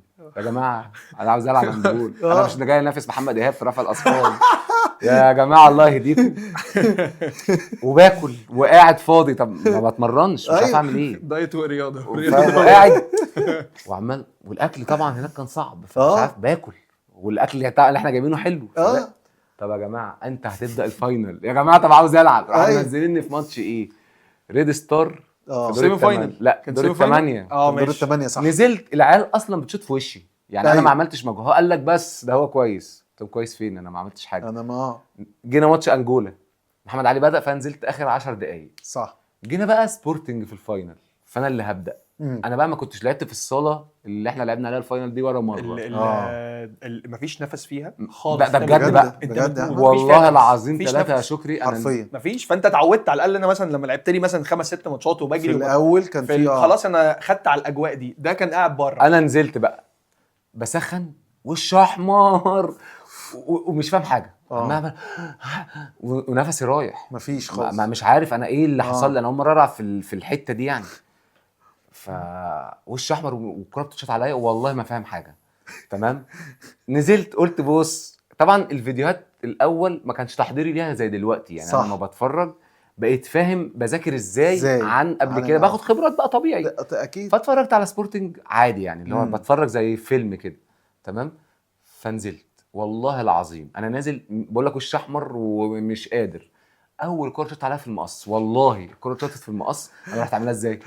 كان في وفي كور كان بيحصل لها ديلي. هو في ديلي الكره بتخش والله لسه بيروح بعديها. ببص كده والكره مش 10 متر من بعيد يعني، مش يعني ولا بعيد اول، بس طبيعه ممكن تتصد. رحت بص لها كده يا جدعان انا حاسس بقى بنفسي، انا ببقى عارف نفسي يعني. انا في لقطه كده في الماتش ببقى عارف نفسي انا رايح فين خلاص. فاهم. تاني كوره بشير بقى في المقص اللي هناك زيه بالظبط. قلت لا اله الا الله، هو جون كبير ولا انا اللي واقف غلط ولا ايه اللي بيحصل؟ عينك ما تشوف. انت اللي كنت بتدافع ساعتها يا احمد صح؟ ايوه. ويبص لي بقى، راح باصص لي وانا عم اعمل له كده، فاهم اللي هو حي. فاهم. الكوره مش عارف اللي بعديها فين، الكوره اللي بعديها فين، والكوره اللي بروح معاها تروح مثلا ضربه بندايه وطلع فوق ايدي. فخلاص بقى هي قفلت واتنجد حوده في الماتش ده. رحت ولا انا بجد مثلا شوت 9 كور ما صدتش حاجه. رحت ركبت الروب قلت له بص. نزل محمد علي. علي برضو كان ايه مش ماشيه معاه قوي في الماتش ده. لا دي حقيقه برضو ما كانش ماشيه خالص معانا. وعمالين نخسر. لا احنا في الزمالك فضل يجري ورا السكور بطريقه. لا هو احنا خد بالك سبورتنج معلمين في القصه دي ان هم بيعرفوا لو مسكوا الماتش فرق عليك جونين 3-4 خلاص. هو بقى مموت رتم الماتش. شفت لاعب شمال افريقيا هو كده. ايوه يمسك هم اساتذه في الحته. معاهم مودي بقى، فمودي استاذ معلم مشي الكوره كتير بقى وموت الملعب ويروح ويجي، واحنا قاعدين بنجري ورا الماتش لحد ما بص. وعندك مشكله جونينك ما كانوش موفقين. دي مشكله ما كانوش موفقين بقى بجد. فاهم. والروبي بيبص لي قول له انزل صد. انزل انت تخش معانا كده يمكن تمشي معاك طبعا. احمد فتحي لو حسن قداح كان معانا اول ماتش ليه يلعبوا فاينل في حياته. حسن كان لسه برضه مع انه لاعب هداف كاس عالم وبتاع بس بقى طبعا ضربت فاينل زمالك وبتاع كان مخدود خضه برضه. بس بقول لك ايه بامانه، انت كنت حاطط في دماغك ولو 1% ان انت هترجع عادي؟ لا لحد الدقيقه 28 لا مستحيل طبعا. لا لحد الدقيقه 28 كلنا لا، لا، قعدنا اللي هو خلاص بقى فاهم. لا حول ولا قوه الا بالله. ودي برضه فاهم. يمكن ده بركه ربنا. رمضان كان بره، فكل شويه عدى على الدكه يقول لنا قولوا لا حول ولا قوه الا بالله. القدر يتغير. القدر يتغير، هتلر، غير ها؟ القدر. عدى 3-4 مرات وفعلا الناس بدات تقول، فربنا غير والله بجد. ده مش هزار. والله ده الدقيقه عمل كده. 28 محمد علي بقى امتى في صدة حسام ساب صح في عفروتو. كرة عفروتو، وكانت قبلها كرة شادي خليل صح مسكها شاط. انا عامل فاكر دلوقتي مزدوج شاطها شمال الجون فوق جت في العارضه. تمام صح. يعني الصدى بتاعت محمد علي دي هي التايم. بص بقى يعني برضو في حاجات في الجوان ممكن تقول لك انت الجون ممكن ما يبقاش موفق، بس في تايم في كرة الصدى تفرق معاك الماتش كله. ده حقيقي. هي دي الصدى اللي محمد علي صدها قلبت الماتش في وقت كان رايحين يجيبوا تقريبا 3. صح. احنا خدناه بقى 1. فانت الجيم بقى خلاص دخل تاني، رجع تاني. هم طبعا من 3-4 ل1، فالطبيعي هم خلاص فاهم. خدوا الكوره طلبوا تايم اوت، راح مصطفى عفروتو خليل هو اللي قعد يزنق في عفروتو. انا فاكر الكوره دي. مصطفى خليل قعد يزنق، وراح عفروتو طبعا كان لسه صغير، فكانت الخبره ما كانتش موجوده، راح دخل شاطها. محمد علي راح جت في رجله. ومن الاقدار برضه الغريبه والاستغراب ان انت لو خدت فاول انت اللي كسبان. انت لو خدت فاول عملت اي لا حاجه. مصطفى بقى ما خد. مصطفى كان الثاني كان لسه برضه بالظبط. مصطفى فضل يزنق فيه لحد ما لا خد بالك برضه في حاجات اقدار برضه. الكوره ما اتصادف في رجل محمد علي لا مش في رجله. لا انا فاهم قصدي. يعني بص هي امتصت عموما، هي نزلت عملت بوم وراحت نزلت لا هي ده كمان ايه في اللقطه ان خلاص ثواني، فكده كده الحكم مش هيوقف التايم. الكوره سبحان الله رجعت ما هي بقى ده عنصر خبطت نزلت، هي خبطت نزلت على طول. خدها بصها للاحمر والله ورمضان هو اللي جاب. وساعتها يعني جت جون كريس بتاع سبورتنج بيعترضوا. انا ما اعرفش والله التايم لحد دلوقتي، ما اعرفش التايم كان خلص ولا ما خلصش. أيوه. ربنا يعني. فحد من سبورت انا اشوف الفار ايه هو ده كويس في الملعب فار ايه. بس في اللحظه طبعا انت اول ما جبت التعادل هم طبيعي خلاص انت دوست اصلا، نزلت في الاكسترا دوست خلاص يعني. والخبرات فرقت قوي. بس انا بقول لك يعني كان ليا والله موضوع شخصي، كنت بلعب جيم بس نزلت الملعب حاسس ان انا واقف في جون كوره. طب لو هختم الفترات الحلوه قول لي ايه اغلى بطوله بالنسبه لك، وانت ايه اغلى بطوله بالنسبه لك مثلا، لان مش شرط انتوا الاثنين تختاروا نفس البطوله. ابدا هودا. لا انا عندي كذا بطوله طبعا. يعني قول 2 يا سيدي. انا عندي بتاعه المغرب اللي انت قلت عليها دي ماشي عشان لعبت فيها حلو. بص لا اختياراته فاهم. لا بتاعه النايجر برضه لعبت فيها حلو، بس ماشي. كانت ليها ظروف زي ما بقول لك كده. ان احنا خسرنا في اسبوع لازم تلم نفسك. ماشي دول اكتر 2 بالنسبه لك. وانت احمد؟ السوبر بتاع يحيى الدرع. اخر كوره الفاول. اخر القضيه دي خبرك ده لعبت فيها حلو برضه، بس دي القضيه بتاعت يحيى الدرع ده احسن يعني. دي اكتر بطوله الواحد. بص انا بحس ان انت الفتره بتاعت اوليفر روي احمد حسام في الزمالك المزاج كله. خلي بالك المدرب ده مظلوم. انا بس بحبه. الناس انا بحبه. شايفه ان هو كان معاه فرقه. كانت فرقه. لا هي كانت فرقه ده اكيد. كانت فرقة. بس هو مدرب عنده. بص هو جه بالفرقه دي كلها حط سيستم شخصي بحت. صح. انت ما تقدرش بالعناصر بقى منتخب مصر والعناصر الموجوده دي زي ما هو بقى هيحكي لك. شخص بحت. اقول لك حاجه ما كانش مقتنع بيه اصلا، عشان بس برضو دي حاجه يعني تبقى فاهم يعني القصه. ما كانش شايفه اصلا. حصل والله قعدنا واحنا بقى احنا عارفين احمد حسام. تيجي تروح تتكلم معاه والاحمر يتكلم والمساعدين يتكلموا، هو مش هلعبوا الماتش ده. يعني السوبر ده انت ما لعبتوش. ما لعبوش فاهم يا جماعه مش عارف ايه. لا مش هلعبه. يعني بص حتى هو اختار البطوله دي مع ان هو اصلا ما لعبش في الماتش اللي عشان الظروف دي. عشان دي اللي هو انا وحصل يعني يشاء القدر في الماتش ده ان سيف الدرع هو اللي كان بيلعب في الحته اللي انا كنت بلعب فيها. صح. سيف الدرع خد كارت احمر. فما بقاش في حد اصلا بيدافع في الحته دي. صح. فبقت في مشكله. فطبعا انا قاعد بره انا هتجنن ان انا عايز انزل. انا نفسي اكون موجود طبعا. صح. وفي نفس الوقت انت اصلا خلي بالك انت اصلا يعني ان هم مشهدين اللي كانوا الكاميرا الفاول طبعا القضيه بتاعت يحيى الدرع واللقطه بتاعتك وانت في المدرجات لما قعدت تتنطط. والله دي انا مش واخد. انا ما اعرفش طبعا مين صور اللقطه دي، بس بجد هي طالعه ان انت في حاجه تقدر تساعد بيها. انت شايف ان انت قدام عينك ان انت لو عملت دي كده هتعرف تعملها، بس انت في حد زي ما تقول مكتفك انت مش عارف تساعد. بس في نفس الوقت انت عايز في ايدك تكسب. انا عاوز اكسب مش مهم خلاص. احمد طلع بره. تاني اغلب بطوله بالنسبه لك؟ تاني اغلب بطوله اكيد بتاعت سبورتنج دي برضو. سبورتنج دي طبعا يعني اصل في بالظبط طبعا فاهم. السيناريوهات هي السيناريوهات بتاعتها طبعا السيناريوهات خطيره. طيب هسأل اسئله سريعه خلاص يعني تجاوبوني عليها، علشان عندي ملفين او 3 ملفات بالظبط انا محتاج اتكلم عنهم معاكم باستفاضه فيهم. ماشي. اتكلم في ملفات عشان لو انتوا عايزين تحضروا السوشيال ميديا، وفكره الحضور الجماهيري بتاع الماتشات ان ما فيش حضور، وفكره ان الماتشات تتذاع. بقينا بنشوف حتى في العاب كتيره زي الباسكت وزي الفولي الماتشات ما فيهاش حضور جماهيري بالشكل المعنى الحرفي لحضور جماهيري، ولكن الماتشات بتتذاع على السوشيال ميديا والمنصات بتاعت الاتحادات دي.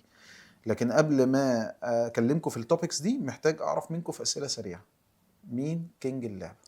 هو ما في اصل كينج ده اللي جار مش انا. هيجاوب هياكل خلي بالك القلم ده على جار وشه. انا، ده جار انا بيقعد جنبي في الدولاب كده اه كده. طب كينج اللعبه جاره. بص كينج هقول لك اللعبة. حاجه بجد. انت كنت بتتكلم على الظروف وعلى المشاكل مم. وبيهايند ذا سينز اللي بيحصل في صح محدش يعرف عنه حاجه. مم. بجد في اشخاص، عارف انت، يقول لك الجندي المجهول. صح يعني انا شايف ان هم اتنين ماشي.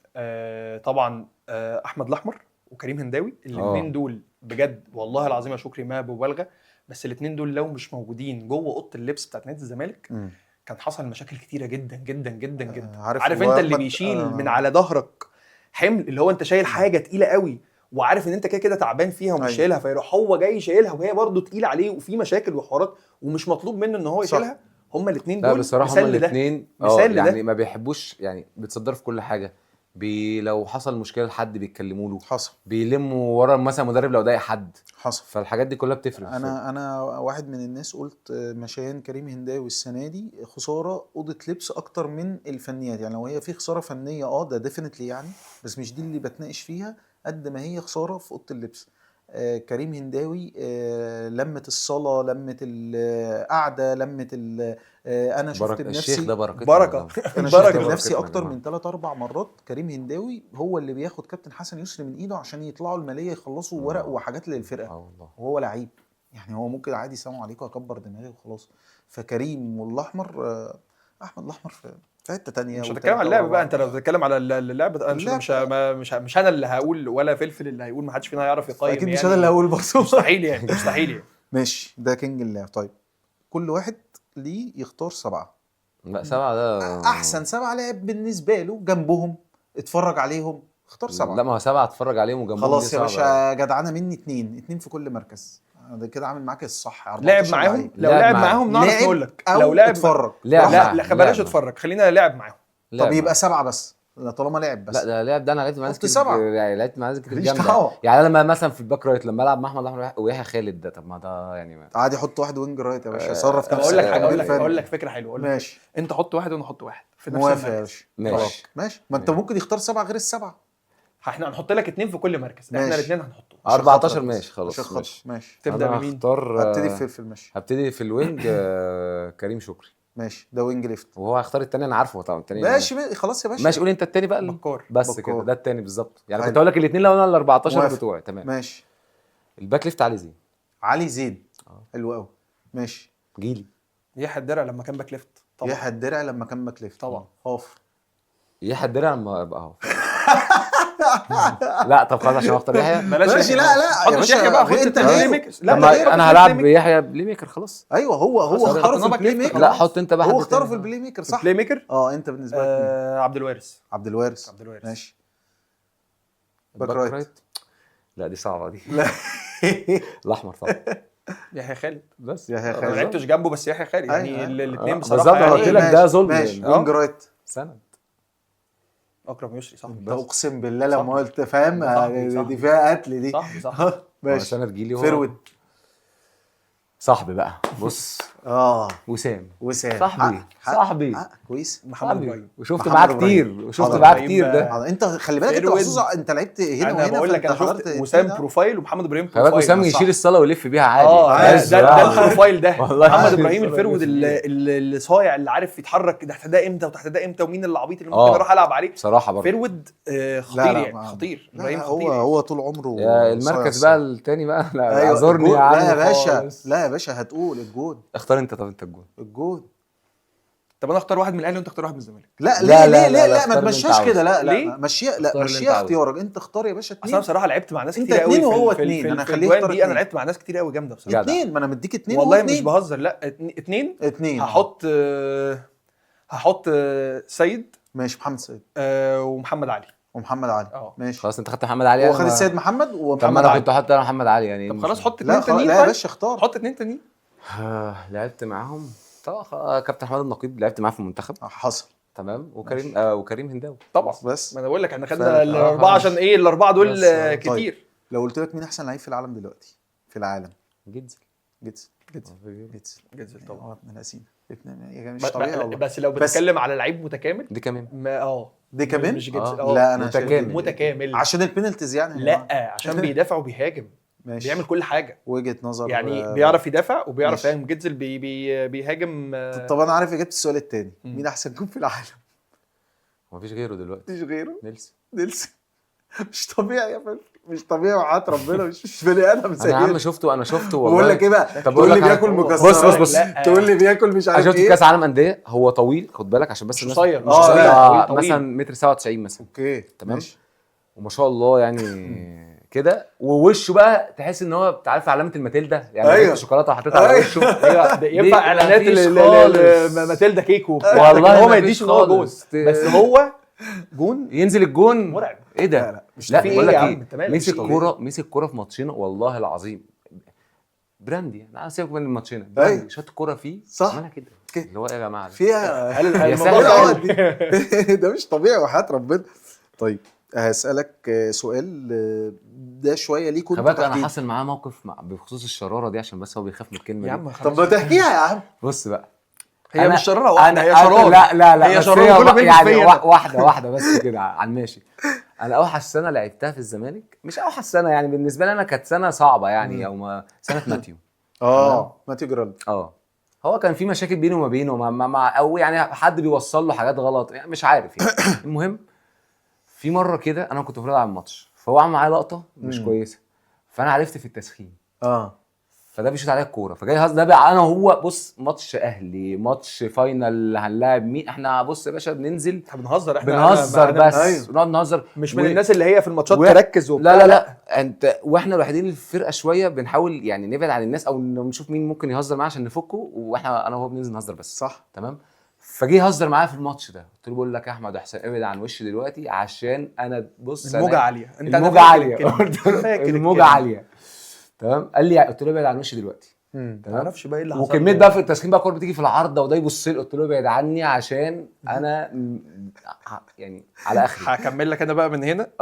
الماتش ده كنت انا قاعد ما بداتش بشير هو اللي بدا وبعد كده بشير طلع وانا نزلت كنت بلعب كويس وكنت ماشي كويس لحد الدقيقه 27 فاضل 3 دقايق بالظبط انا فاكر او 26 وشويه انا فاكر الشوط الاولاني 26 شويه. فقاعد انا رجعت كنت لسه في الهجوم ورحت راجع في الدفاع قلت ايه انا تعبت بقالي بشير ما لعبش كتير وانا اللي شايل بيت شوط فانا تعبت خلاص عايز اخد نفسي. طب ما تطلع دلوقتي اخر 3 دقايق دول. وبعد كده الندهه ندهتني قالت لي يا احمد اقعد. دي الندهه دي انا عارفها مين هو. دي الندهه ندهتني قالت لي يا احمد اقعد ما تطلعش. ما تطلعش. جت على ال3 دقايق دول بالظبط والله العظيم. شكرا. لا بس اقول لك على حاجه استنى بس اللي اجحد منه دلوقتي في القصه دي بلال جلال. لا لا لا لا لا بلال ده طيب بلال ده هوا. بلال ده طيب. اسمع بس خليني اكمل لك القصه هتفهم. رحت بهاجم عديت الكوره شطها جبتها جون وقعت واحد وقع عليا والله العظيم ما يجيبش 60 كيلو على ايدي السنه دي اللي اتصبت فيها. ايدي اتبهدلت. انا عمري ما شفت اصابه دي كانت في صاله الماتش ده كان في الصاله بتاع الزمالك. ايوه اول مره اشوف يعني انا شفت شكل ايدي كان مرعب اصلا يا ربنا. ده في قصه بقى بقول لك اول ما مسكت ايدك اصلا وقمت انا لقيتك بتبص لي وبتلف. انا اللي هو انا ايدي كانت يعني العظم كسر مضاعف والعظم اتبهدل فكانت ايدي كأن مفيش عظم فيها. فانا كنت شفت المنظر اللي اترعبت يعني طبعا. فانا ما جاش في دماغي بقى غير ده ولا ويكملها بقى مش يسكت بقى يعني انا اتصبت. احكي له انا بقى القصه بتاعت مامتك دي. مراتي كانت قاعده والماتش كان مذاع. فمراتي مامته تعرفها اول ماتش يتذاع على فكره في الدوري والحظ الاسود ده اول ماتش يتذاع في الدوري. مراتي قالت لي بص احنا مش عايزين نقول لحد خالص مامته وبسمع مين يكلموني اعمل ايه قلت لها يا ست ردي عادي يعني ما تقوليش لحد. فانا راحت ايه يعني مامته سالت عليا فقالت لها ده فلفل اهو قدامي اهو طب هاتيها يا بنت اكلمها اطمن على احمد. قال لها طنط يا حبيبي طمنا على احمد انا شايفه دم وبتاع. قلت لها طنط احمد اتكسر روح المستشفى. لا احمد اتكسر والعظمه خرجت من ايده وده دم روحي للمستشفى. انا رحت بقى لقيت امه ده لابسه اسود جاي اسود بقى. انا احمد مات خلاص. احمد مات، الله يخرب بيتك يا شيخ. خلصت عليه. ساعتها بدات بقى كده، وانا ضحيه من ضحايا لا بس فلفل. بقول لك دلوقتي بقى برضه هو مفيش الكلام ده. بلال مفيش. ده بص ده قصه انا مش عايز يعني هوا بلال هوا هوا ده لا هوا. بلال ده غلبان. هوا. فانا اكتشفت فيه كام حاجه كده بقى انا اللي دليتهم عليها، ما انا اللي حسيت بيه. خد هم دول بالك بيحسوا ببعض عشان تبقى فاهم. خد بالك بيحسوا انا اللي ببعض. حسيت بيه. قلت لهم يا بلاش جماعه كده. احنا نضمه كده وهتلاقي الدنيا ماشيه معانا حلو وبتاع والحمد لله. طيب دفاع 5-0 6-0 قصدي ولا 5-1 اريح لك وانت بتلعب، وانت اريح لك وانت 6-0 6-0 صفر. ده بتحتاجه وده بتحتاجه ده يعني. ده كده كده، بس انا بتكلم وانت بالذات عشان بتدافع اتنينات وتلاتات، فانت اللعب ان انت تطلع حد يلعب على الواحد على الهاي بوست ويلعب على 9 متر، يلعب واحد زي بكار مثلا بيعرف يلعبها حلوه قوي ودودو، ولا انا بدي امثله وفي ناس كتيره بس انا بتكلم بكار ودودو فرقتنا، اكتر ناس بتتكلم عن فرقتنا. على كالزمالك يعني. ولا 6-0 ده ما فكرش ثانيتين وراح قالك 6-0 وش انت بالنسبه لك 6-0 برضه. 6-0. يعني دي اللي في العالم كله بتتلعب بيها اكتر الفرق يعني. بالنسبه لك احسن مدرسه يعني انا ما بحبش قوي كلمه مدرسه يعني، بس هل الاحسن والافضل هي اسبانيا صرف، ولا لا في مدارس برضو مختلفه بتعجبك في اللعب زي الدنمارك زي غيره اللي هي الاسكندنافيه؟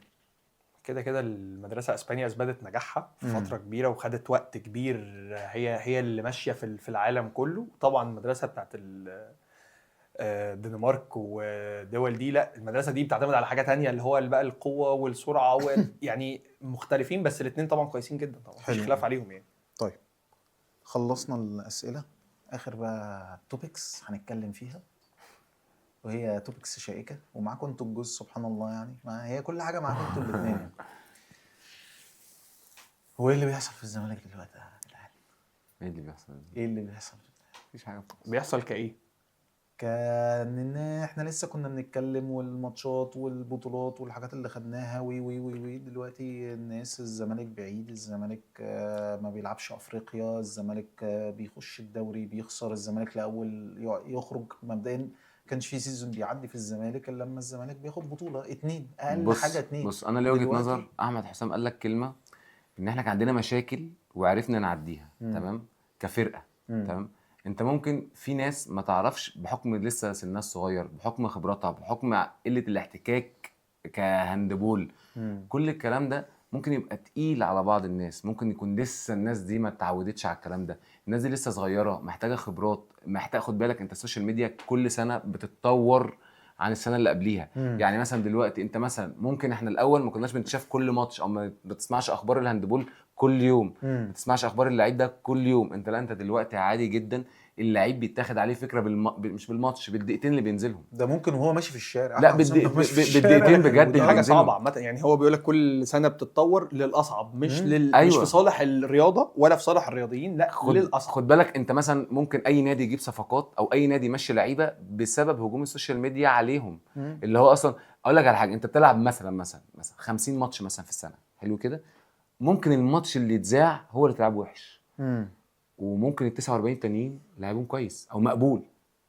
بس انت خلاص الفكره اتاخدت عنك عن الماتش ده، او اتاخدت عنك عن الدقيقتين، او اتاخدت عن الجون، عن الكره اللي دخلت فيه، او اتاخدت وبكوره يا فلفل مع انك ممكن تبقى عامل اصلا برسنتج رقم خرافي في لا ما هو بص موضوع الجون انا شايفه عموما يعني بالاخص الجون جوه الهاندبول محتاج حد لاعب او مارس عشان يفهم الكونسبت بتاع الجون ده ايه اصلا. لان في الاخر الناس اللي بتتفرج بص الجون اللي هناك ده بيصد لو اتشاط عليه تلاجة هتخش، وده لو اتشاط عليه تلاجة ومش عارف ايه هتدخل. هي ما تحسبش كده. انا في ماتشات كنت بصد اكتر من اللي قدامي وخسرنا. بس ده بدون قطع كلامك يا فلفل، ده على كل الهاندبول يعني. انت عندك الهاندبول يعني لعبه مختلفه عن مثلا الرياضه التانية اللي هي الشعبيه في مصر اللي هي الكوره. انت واحد بيعمل اسيست حلو، واحد بيجيب جول، فانت اللي متشايف الاسيست والجول مثلا، صح، متشايف ان مدافع شايل كوره ما خلاش اللعيب ده يعدي منه. لكن انت في الهاندبول انت في حاجات متوصله ببعض. يعني مثلا هدي لك مثال، في فتره من الفترات ممكن كنت تلاقي مثلا يحيى الدرع ما جابش ولا جول في الماتش. طب هو ليه ما جابش ولا جول؟ ايه ده؟ هل يحيى وحش؟ لا يحيى مش وحش، بس يحيى دخل عمل فنت قوي جدا، جاب لعيب واثنين خلاهم الاثنين جنب بعض، فخلق سبيس تانية الناحيه الثانيه للعيب تاني هو اللي يجيب الجول. فاللعيب ده فضل طول الماتش يحيى يعمل سبيسز عشان هو الضعف في الحته دي، وعلى اساسه احنا اصلا دي التكتيك اللي احنا نازلين نلعب بيها، ان احنا صح. الضعف الثغره هنا فهنلعب عليها عشان نجيب الكور كلها زياده تروح للناحيه الثانيه مثلا لاكرم يسري، فاكرم يسري يخش يحط 7 8 تجوان. صح. فهل انا هطلع اسقف لاكرم يسري اللي جاب 7 8 تجوان؟ كده كده هسقف له، بس هسقف ليحيى الدرع اكتر عشان هو اللي عمل سبب كرييت للسبيس دي عشان يلعب. هل مثلا انا وفلفل مثلا احنا شغلنا احنا الاثنين مرتبط ببعض، احمد حسام مثلا بيدافع صح. وفلفل في الجون، صح. ففي كور بيبقى واحد جاي شوط فانا عامل بلوك لحته هو اللعيب مش شايف من ورايا الكوره دي، صح. مش شايف غير الزاويه اللي فلفل كده كده هيروح فيها. وده اللي حصل في الماتش الاخير ده اللي اللي اتلعب حصل في في صاله الماتش اليوبلس الزمالك كسب فيه الاهلي. بالظبط. انتوا واخدين حوالي 3 أو 4 بلوكات، وحتى منهم لو ما يمكن خدناش 3 لوحة. بلوكات، حتى لو ما خدناش بلوكات انا اديت قفلت ريفرنس عليه الزاوية حتى اللي لو ما ممكن يشوط قفلتش فيها. انا صح. اديت ريفرنس للفلفل صح. ان المهاجم ده انا خدت جزء من عينه ان في واحد رافع ايده في الحته دي، فاحمد رافع ايده في الحته دي لو شطها تيجي بلوك، ده بتبقى جزء من الثانيه انت لاعب بيفكر فيها. فانا هشوط في الزاويه الثانيه، فالزاويه الثانيه دي بتاعت فلفل، فكده كده فلفل رايح عشان يصد الكوره، فهو اللعب كله مرتبط ببعض. خد بالك ممكن بقى اللي انت بتقول ده ما يحصلش فيه توفيق، مثلا ممكن احمد مثلا الكره تخبط في ايده وتدخل جول مثلا ممكن تعدي مني انا مثلا فهي الفكره كلها زي ما بيقول لك كده. بعد الماتش مثلا هتلاقي حد مثلا منزل سكاوتنج اكرم يسري 7 اجوان، يحيى الدرع جون، مش مع ان بقى هو بيقول لك ايه السبعه اللي جابهم اكرم سبب يحيى. ممكن واحد يكتب بقى مثلا ايه يا عم يحيى الدرع ده جاب جون واحد، ده ايه المستوى الوحش ده. ففي الاخر هو ما اتفرجش. عفوا. زي فكره احمد الاحمر بيبقى مكسر الدنيا في الماتش طبعا وبينالتي جت في العرض، اصل احمد الاحمر ضيع بينالتي. لا وهي الناس مش اكرم يسري فاهمه ضيع. شكري معلش يا جماعه ده قبل البينالتي ده عامل فاهم. انا بقول لك انت مثلا عندك واحد زي احمد الاحمر ده برضو بيكرييت سبيسز للفرقه بطريقه جوه الماتش مرعبه، ما هو كله بيلعب عليه كبير جدا. أيوة. هو بيعرف يروح يعمل الفنت بتاعه ده، والفنت بتاعه ده محدش بنسبه كبيره محدش عارف يدافع عليه. صحيح. فلما بتعمل الفنت ده انت خلاص انت عملت الصح. انت خلاص شكرا احمد الاحمر اتسلم عليك، انت عملت فوق الصح وزياده ان انت عملت كرييت للسبيس في الحته دي. لكن انت كواحد قاعد بتتفرج بره انت شايف مثلا حسام هو اللي بيجيب كل كوره جون وهو اللي عامل الشكل الكويس، بس انا مش شايف الاحمر. فالناس تبدا تتكلم، مع ان مثلا واحد زي الاحمر ده في اخر كام سنه الناس بدات ممكن تكون السوشيال ميديا بتتكلم بشكل عنيف على احمد الاحمر. صحيح. انا شايف انا واحد وجهه نظري مش برضو عشان احمد الاحمر ولا عشان هو معاه في الفرقه ولا اي حاجه، بس والله بجد ده حقه لازم اللي اقوله. انت الراجل ده بيعمل حاجات في ناس اصغر منه ب10 سنين ما بتعرفش تعملها. بتفق معاك. بيدي ما بيبخلش ب1% من لو خد بالك هو اللعيب مش نازل عموما يلعب وحش يعني، هو بس يعني ده دي حاجه بقى والله نفسي اقول للعموم الجمله يعني دي صح، ان انا مش نازل مش عايز اصد ليا حتى يا سيدي. يعني الاول على المستوى الانديفيديوال انا بدور على مصلحتي انا الشخصيه ان انا ابقى احسن حد، يعني انا ثانيا مش عايز فرقتي تخسر بالظبط. يعني انا مش متارجت، مش ده تارجتي. انت شكري انا واحد مثلا من الناس احمد حسام هو خلاص انا لعبت، انا الحمد لله يا رب عندي من الخبره من ان انا لعبت في اهلي ولعبت في زمالك بقالي سنين بلعب هاندبول، ان انا مش هتاثر بالكلام ده. يعني انا لو شفت سوشيال ميديا انا كده ما انا بقول لك اهو انا واحد من الناس مش بتابع اصلا عشان انا عارف ان الجمهور عاطفي جدا كده نفسه فرقته تكسب. ده طبيعي يعني طبعا. انا مش يعني دي حته أيوة ليه وحته عليه. مش بخاطب يا احمد الجمهور العادي، الجمهور العادي كده ده جمهور عادي فانت طبعا كده تمام. لكن في ناس وانا بقيت احسها في الفتره الاخيره بالذات بقت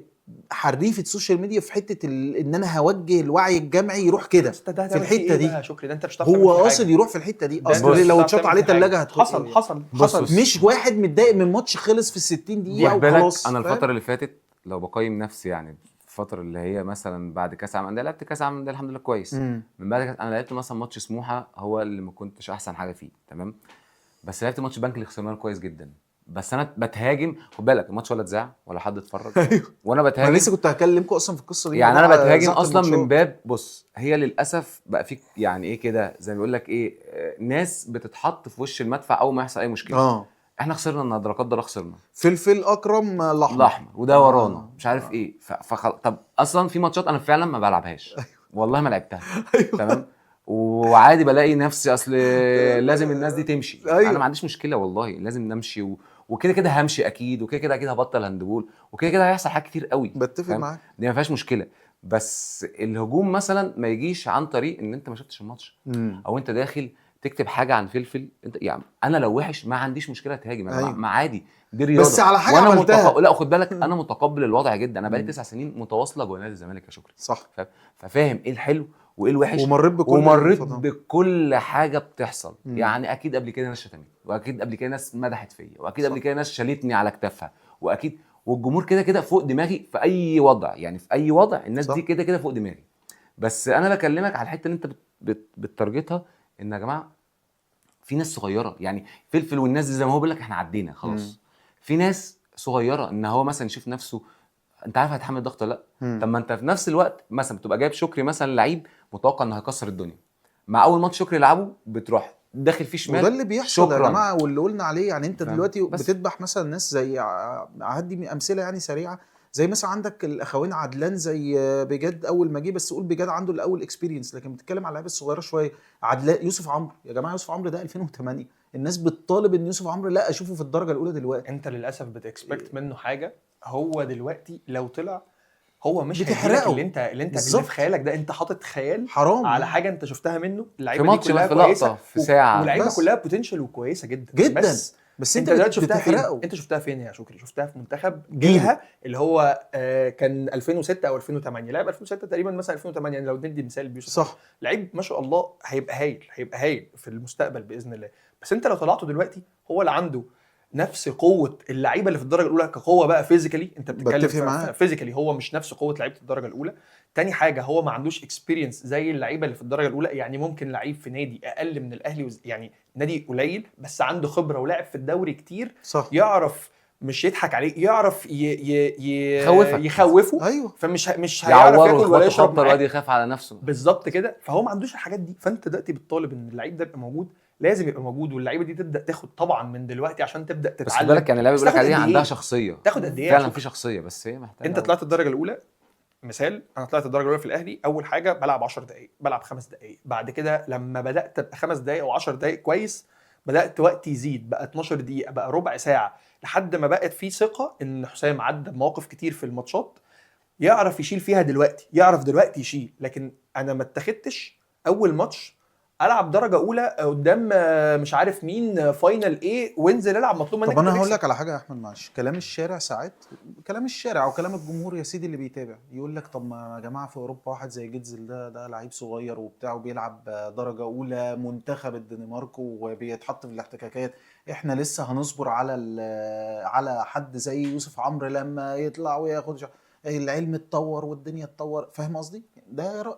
هل هو شاف جيتزل عدى بايه يعني دخل الفرق ازاي وعرف؟ احنا ما نعرفش عن جيتزل غير ان احنا ان بنشوفه احنا بنشوف في الساعه اوروبا، الساعه في اللي بطوله بيلعبها. اوروبا، في بطوله اوروبا بس. ما تعرفش في الدوري طلع ازاي، ولا نشأته جت ازاي، ولا لعب مع النادي ده قد اهتموا بيه ايه. ازاي، عملوا له احنا ما ايه. نعرفش عنه اي حاجه غير ان احنا بنشوفه لعيب صغير بيلعب في اوروبا، ايه ده صح. لعيب جامد جدا، فاحنا لازم نقلده. طب هل احنا عندنا نفس الحاجه اللي عدى بيها في اوروبا، او الريفرنس اللي هو عدى بيه في اوروبا عشان احنا خدناه طبقناه هنا؟ لا، وهل احنا هو ما لما عندناش يلعب كده. وحش بيتهاجم نفس الهجوم اللي الصغير بيتهاجمه، ان هو بالظبط. لعيب عنده لسه ما كملش 21 سنه او صح. او يعني بكلمك في ناس 21 سنه وفي والله ناس في ناس اقل. بتتاثر يا فانت شكري بجد، فانت أيوة، في أنا فرق فاهم. عندنا احنا عارفينها، يعني في ناس في الفرقه في انت لما لعيب انت يتهاجم عارفهم. عنده 21 سنه او اقل شويه، لما يتهاجم الهجوم ده طبيعي ان هو يبقى خايف. يعني صح. هو معلش، يعني انا دلوقتي زي ما قلت لك، اجيب اي حد في شغلانته، مش هقول لك وهو لسه داخل شغل جديد، صح. تمام، ويغلط مديره يجي ولا اللي حواليه يقول انت ما تفهمش، انت الطبيعي بعد كده لما يجي يكتب بقى الحرف ايده، فاهم. هترعش. فهي الفكره كلها، انا زي ما بقول لك انا كفلفل ما بيفرقش معايا الكلام. خلاص انا عديت كتير قوي وعارف فين انا فين وبعمل ايه طب وهعدي اذاعه ازاي. ان الماتشات ما بتتذاعش، وان الحضور ما فيهاش حضور جماهيري، ما بتحضرش فبتشوف بعينيها، ولا بتتذاع، ولا بيحضروا صاله، ولا الكلام ده كله مأثر على اراء الناس في السوشيال ميديا، فكله خلاص بيمشي ورا طبيعي الكل، فاهم طبعا، كده؟ طبيعي طبعا. طبيعي انت لو انت مثلا كتبت بوست مثلا فلفل النهارده وحش، هتلاقي واحد داخل ايوه يا عم، انت ممكن ما تبقاش اتفرجت اصلا على الماتش، بس احنا سمعنا ان احنا خسرنا فالنهارده اكيد الجون ما صدش. ممكن يكون فيفا ما لعبش اصلا، طب اقول لك على حاجه، يكون قاعد مصاب في ماتشات والله العظيم يعني ماتشات الاهلي والزمالك بالاخص عشان دي اللي احنا بنتحط فيها تحت يعني ايوه. سبوت. اللي عليها الفوكس السبوت. ولا عليها السبوت. انا اقول لك ماتش افريقيا، انا صادت بتاع 13 كوره، بتاعت كوره فيصل اللي جت ما اعرفش دخلت منين، دي الكوره العجيبه دي، تمام. انا صادت 13 كوره، الجون اللي قدامي او الجونين اللي قدامي مش كانش موفقين في الماتش، صادين 8 وخسرنا، صح. تمام. في ماتشات اقول لك على حاجه، كابتن مجدي ابو المجد كنا بنلعب بيست اوف 3 تقريبا، في ماتش فيهم جوان الاهلي صد اكتر مننا وانا صدت 7 كور الشوط الثاني بس كسبنا. فهي بتبقى حاله ماتش. في ماتشات انا وجوان الاهلي، ماتش الجزائر انا وجوان الاهلي صادين زي بعض 12 كوره او 12 كوره او 13 و13 وخسرنا. فهي الفكره، بس الخساره للاسف بتخلي الناس مش لاقيه السبب الرئيسي للخساره، فبيمسكوا السهل مين؟ الجون، بعد كده الناس الكبيره. صح تمام، لان الجون والناس الكبيره دول سهلين يا باشا. الجون شاط عليه 25 50 كوره دخل مثلا 40، فسهل ان احنا نقول عليه. بس عامه دلوقتي بقت الناس الصغيره كمان مش الناس الكبيره، والناس الصغيره بقى ما بقاش ناس صغيره يتمسك في ايه بقى، اللي هو ده بيعمل بص 50,000 ده مش عارف مين ده عنده تيرن اوفرز عاليه، ده الكره بتقع من ايده، ده محتاج مش عارف ايه. لا فكل صح الكلام ده انا زي ما بقول لك، واحد زي فلفل يا عم انا بعرف اقيم نفسي الحمد لله، مع احترامي للشخص اللي بيشجع. وفي ناس اوريدي بيقيمني فعلا، وفي حاجه بلاي باك للماتشات فأنا كوركشن سيشن. لو فلفل لعيب صغير واحمد لعيب صغير، مش انا بطلع من كل ماتش، ويمكن ما كانش كمل 7 سنين، ما كانش كمل 9 سنين. كل الناس دي بتطلع من الماتش قبل ما اي حد يحاسبني. انا ساعات بحاسب ماتشات نفسي. بنخسرها والله العظيم ده مش بقوله ده انت قرفتني. انا كل ما نطلع ما الزمالك يطلع خسران من ماتش على اول ما قبله في وشي. ما انت بتشوفنا قاعدين بره بنبقى انا في اوقات انت بتطلع من الماتش بتروح عامل كده. احنا في الاتوبيس مثلا هنركب ونروح بقى ناخد في عربياتنا ونمشي.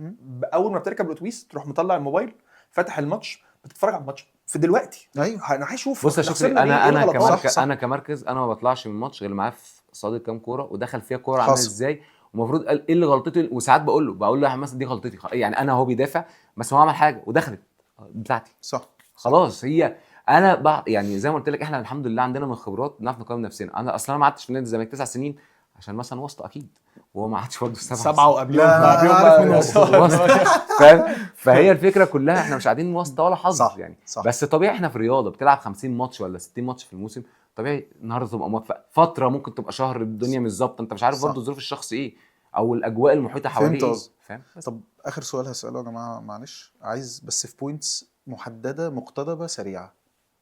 الزمالك هيرجع ولا لا كفرقه هاندبول للمنصات التتويج يعني والبطولات؟ والروشيتا من وجهه نظرك انت كراجل بكل محمل بكل الاكسبيرينس اللي انت مريت بيها، مش ان انت لاعب في فرقه دلوقتي، بشكل عام انت راجل عندك اكسبيرينس قد كده، فعندك نقط 1 2 3 4 5 دول النقط اللي على اساسهم الزمالك يرجع. بص انا شايف الزمالك احنا ماشيين دلوقتي في طريق صح. انت بترجع حسن وممكن معاه صفقه كمان برضو تقيله. ماشي تمام. جبت مدرب كويس جدا. ماشي. الناس بجد يعني احنا ماتش الاهلي ده يعني يعتبر من الحاجات اعتقد ان شاء الله المفروض نكمل عليها. الناس خلاص بقت عندها ثقه في نفسها صحيح. ان ليه لا يا جماعه، طب ما احنا قدرنا. تمام. فالناس يعني خلاص هي خلاص الناس زي ما بقول لك طرف خيط يعتبر انت يعني شبه ماسكه. فطبعا اضافه حسن ليك مع الصفقه اللي ممكن تيجي كمان ان شاء الله تكمل على خير، فانت في الاخر عندك ليه ما عندكش. بس زي ما قلت لك في الاخر هي الناس صغيره لسه في ناس قلت الخبره، ولسه ناس اول سنه تلعب زمالك، ولسه ناس اول مره تشيل الفرقه يعني تشيل، ممكن لعبت تتصاعد بتعمل يعني لسه في ناس بتشوف. يعني عندك يوسف ناجي مثلا، انا بحبه جدا. بيصعب عليا قوي جدا جدا بجد. انا بحب يوسف قوي، بتبوش عليه بطريقه مرعبه بس يا جماعه يعني ده لسه صغير رفقا يعني شويه لسه والله. صغير ممكن الماتش ده تبقى 10 ممكن الماتش بعده يبقى لسه يوسف لسه صغير، بس جون هيشيل نادي الزمالك. صحيح فاهم. صحيح. فعادي جدا انا بتكلم على يوسف في مركزي ان انا شايفه جون كويس جدا. فاهمك والله. وبقى على مستوى الشخصي بحبه جدا. فاهم. فخلاص انا شايف ان احنا ماشيين على الطريق الصح. حلو. بس قول لي بوينتس يا فلفل، يعني مطلوب 1 2 3 4. مش شرط المطلوب دي ممكن تبقى مطلوبه من اللعيبه، ممكن تبقى مطلوبه من الاداره، ممكن تبقى مطلوبه من الجمهور. انت شايف انت راجل الجمهور طبعا الجمهور ليه حق طبعا ان عايز فرقته تكسب، بس برضو لازم يبقى فيه شويه من الهدوء على الناس طبعا. بس هو كحميه او تفهم البروجكت، مش لازم يبقى هدوء بس يبقى فاهم ان ده بس طبعا دي حميه طبيعيه ان الناس حابه فريقها يكسب. الناس صح. بتجري وراه في كل حته بصراحه. كانوا بيقولوا لنا المطار لما نكسب حصل. يعني حصل. الناس انا فاهم مقدر الحاله بتاعه الجمهور 100%. صحيح. بس في نفس الوقت في تريكه ما بين ان انت عاوز فرقتك تكسب كل حاجه وما بين الوضع دلوقتي عامل ازاي للفرقه ومحتاجه ايه عشان تكسب. فاهم. بتفق بس هو طبعا انت عارف طبعا شايف في السوشيال ميديا كلها بتتكلم عن ظروف نادي الزمالك، بس احنا كفرقه بنحاول على قد ما نقدر مفهوم. هي الظروف نبعد عن بس والاداره خد بالك انا شايف ان الاداره بتحاول تعمل اقصى حاجه عندها، بس في الاخر هي في ظروف خارجه عن الناس. يعني فاهم انت قصدك. شايف طبعا السوشيال ميديا اللي بس بيحصل خلينا فيها. برضو متفقين انه كاروشيتا واحده من ضمن البوينتس، لا اللعيبه دي بني ادمين في الاول في ما الاخر، هو طبيعي فطبيعي جدا اي حته لازم محتاجه نبقى استقرار. ملتزمين معاه بقدر بس الامكان بس يعني. يعني خد بالك هي يعني ايه زي ما اقول لك بوينت ومساحات. صح. يعني مثلا انت اللعيب عاوزه يبقى مستقر، حلو.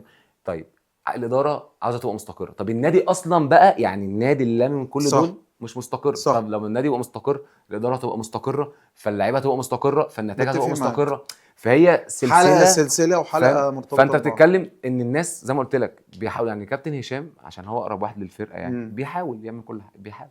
مم. فاهم؟ بيزق، بيحاول يجيب صفقات، بيحاول.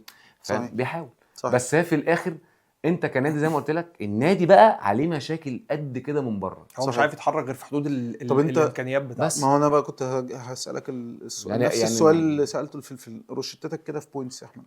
روشتتي نفس الكلام. لو الناس حقها طبعا، كل الجمهور حقهم ان هم يبقى عندهم الغيره دي، وانا والله بقابل ناس منهم في الشارع والناس دي وحياه ربنا بتبقى، انا بشوف في عينيهم وبشوف في حرقتهم هم بيتكلموا ازاي عن النادي وازاي بيحبوا النادي. وده حاجه يعني انا قابلت واحد موقف قبل ماتش الاهلي، واحد من الجمهور قابلني ويا كابتن بالله عليكم الماتش انا عارف قابلته والأهلي. فين. عرفت فين؟ في احمد من الناس يعني اللي مجتهده شويه هو بره مش عارف البتاع الحاجات ده، دي منين. فقابله في دروبس. احمد عنده كافيه دروبس. ده اعلان. فده اعلان وممول. مش ممول، انا ما قلتلوش حاجه. كل شيء يا انا ما باشا. قلتلوش حاجه. الكافيه بتاع احمد دروبس كل الناس هتروح، المشروب مجانا للناس اللي تيشيرت زعلانه. الزمالك، تيشيرت الزمالك، وتيشيرت الزمالك. تيشيرت الزمالك. روح بتيشيرت الزمالك دروبس. بالظبط. انا بقول لك يا باشا اشرب المشروب بتاعه ببلاش، خلصانه. طبعا واللي متضايق من احمد طبعا والله العظيم. بس بجد قابلت الشخص ده، شفت في عينه ازاي قبل ماتش الزمالك هو عاوزنا، قبل ماتش الاهلي عاوزنا نكسب واحنا بنعمل ايه عشان نجي لكم الماتش، وازاي بنعاني عشان نخش لكم ماتش وبنتعب ازاي. انا صح. والله الناس دي، الجمهور اللي بيتعب ده فوق دماغنا كلنا كده كده. وانا متفهم جدا ازاي هو زعلان، وكنت متفهم كده لما كنت في الاهلي برضو ازاي هو زعلان.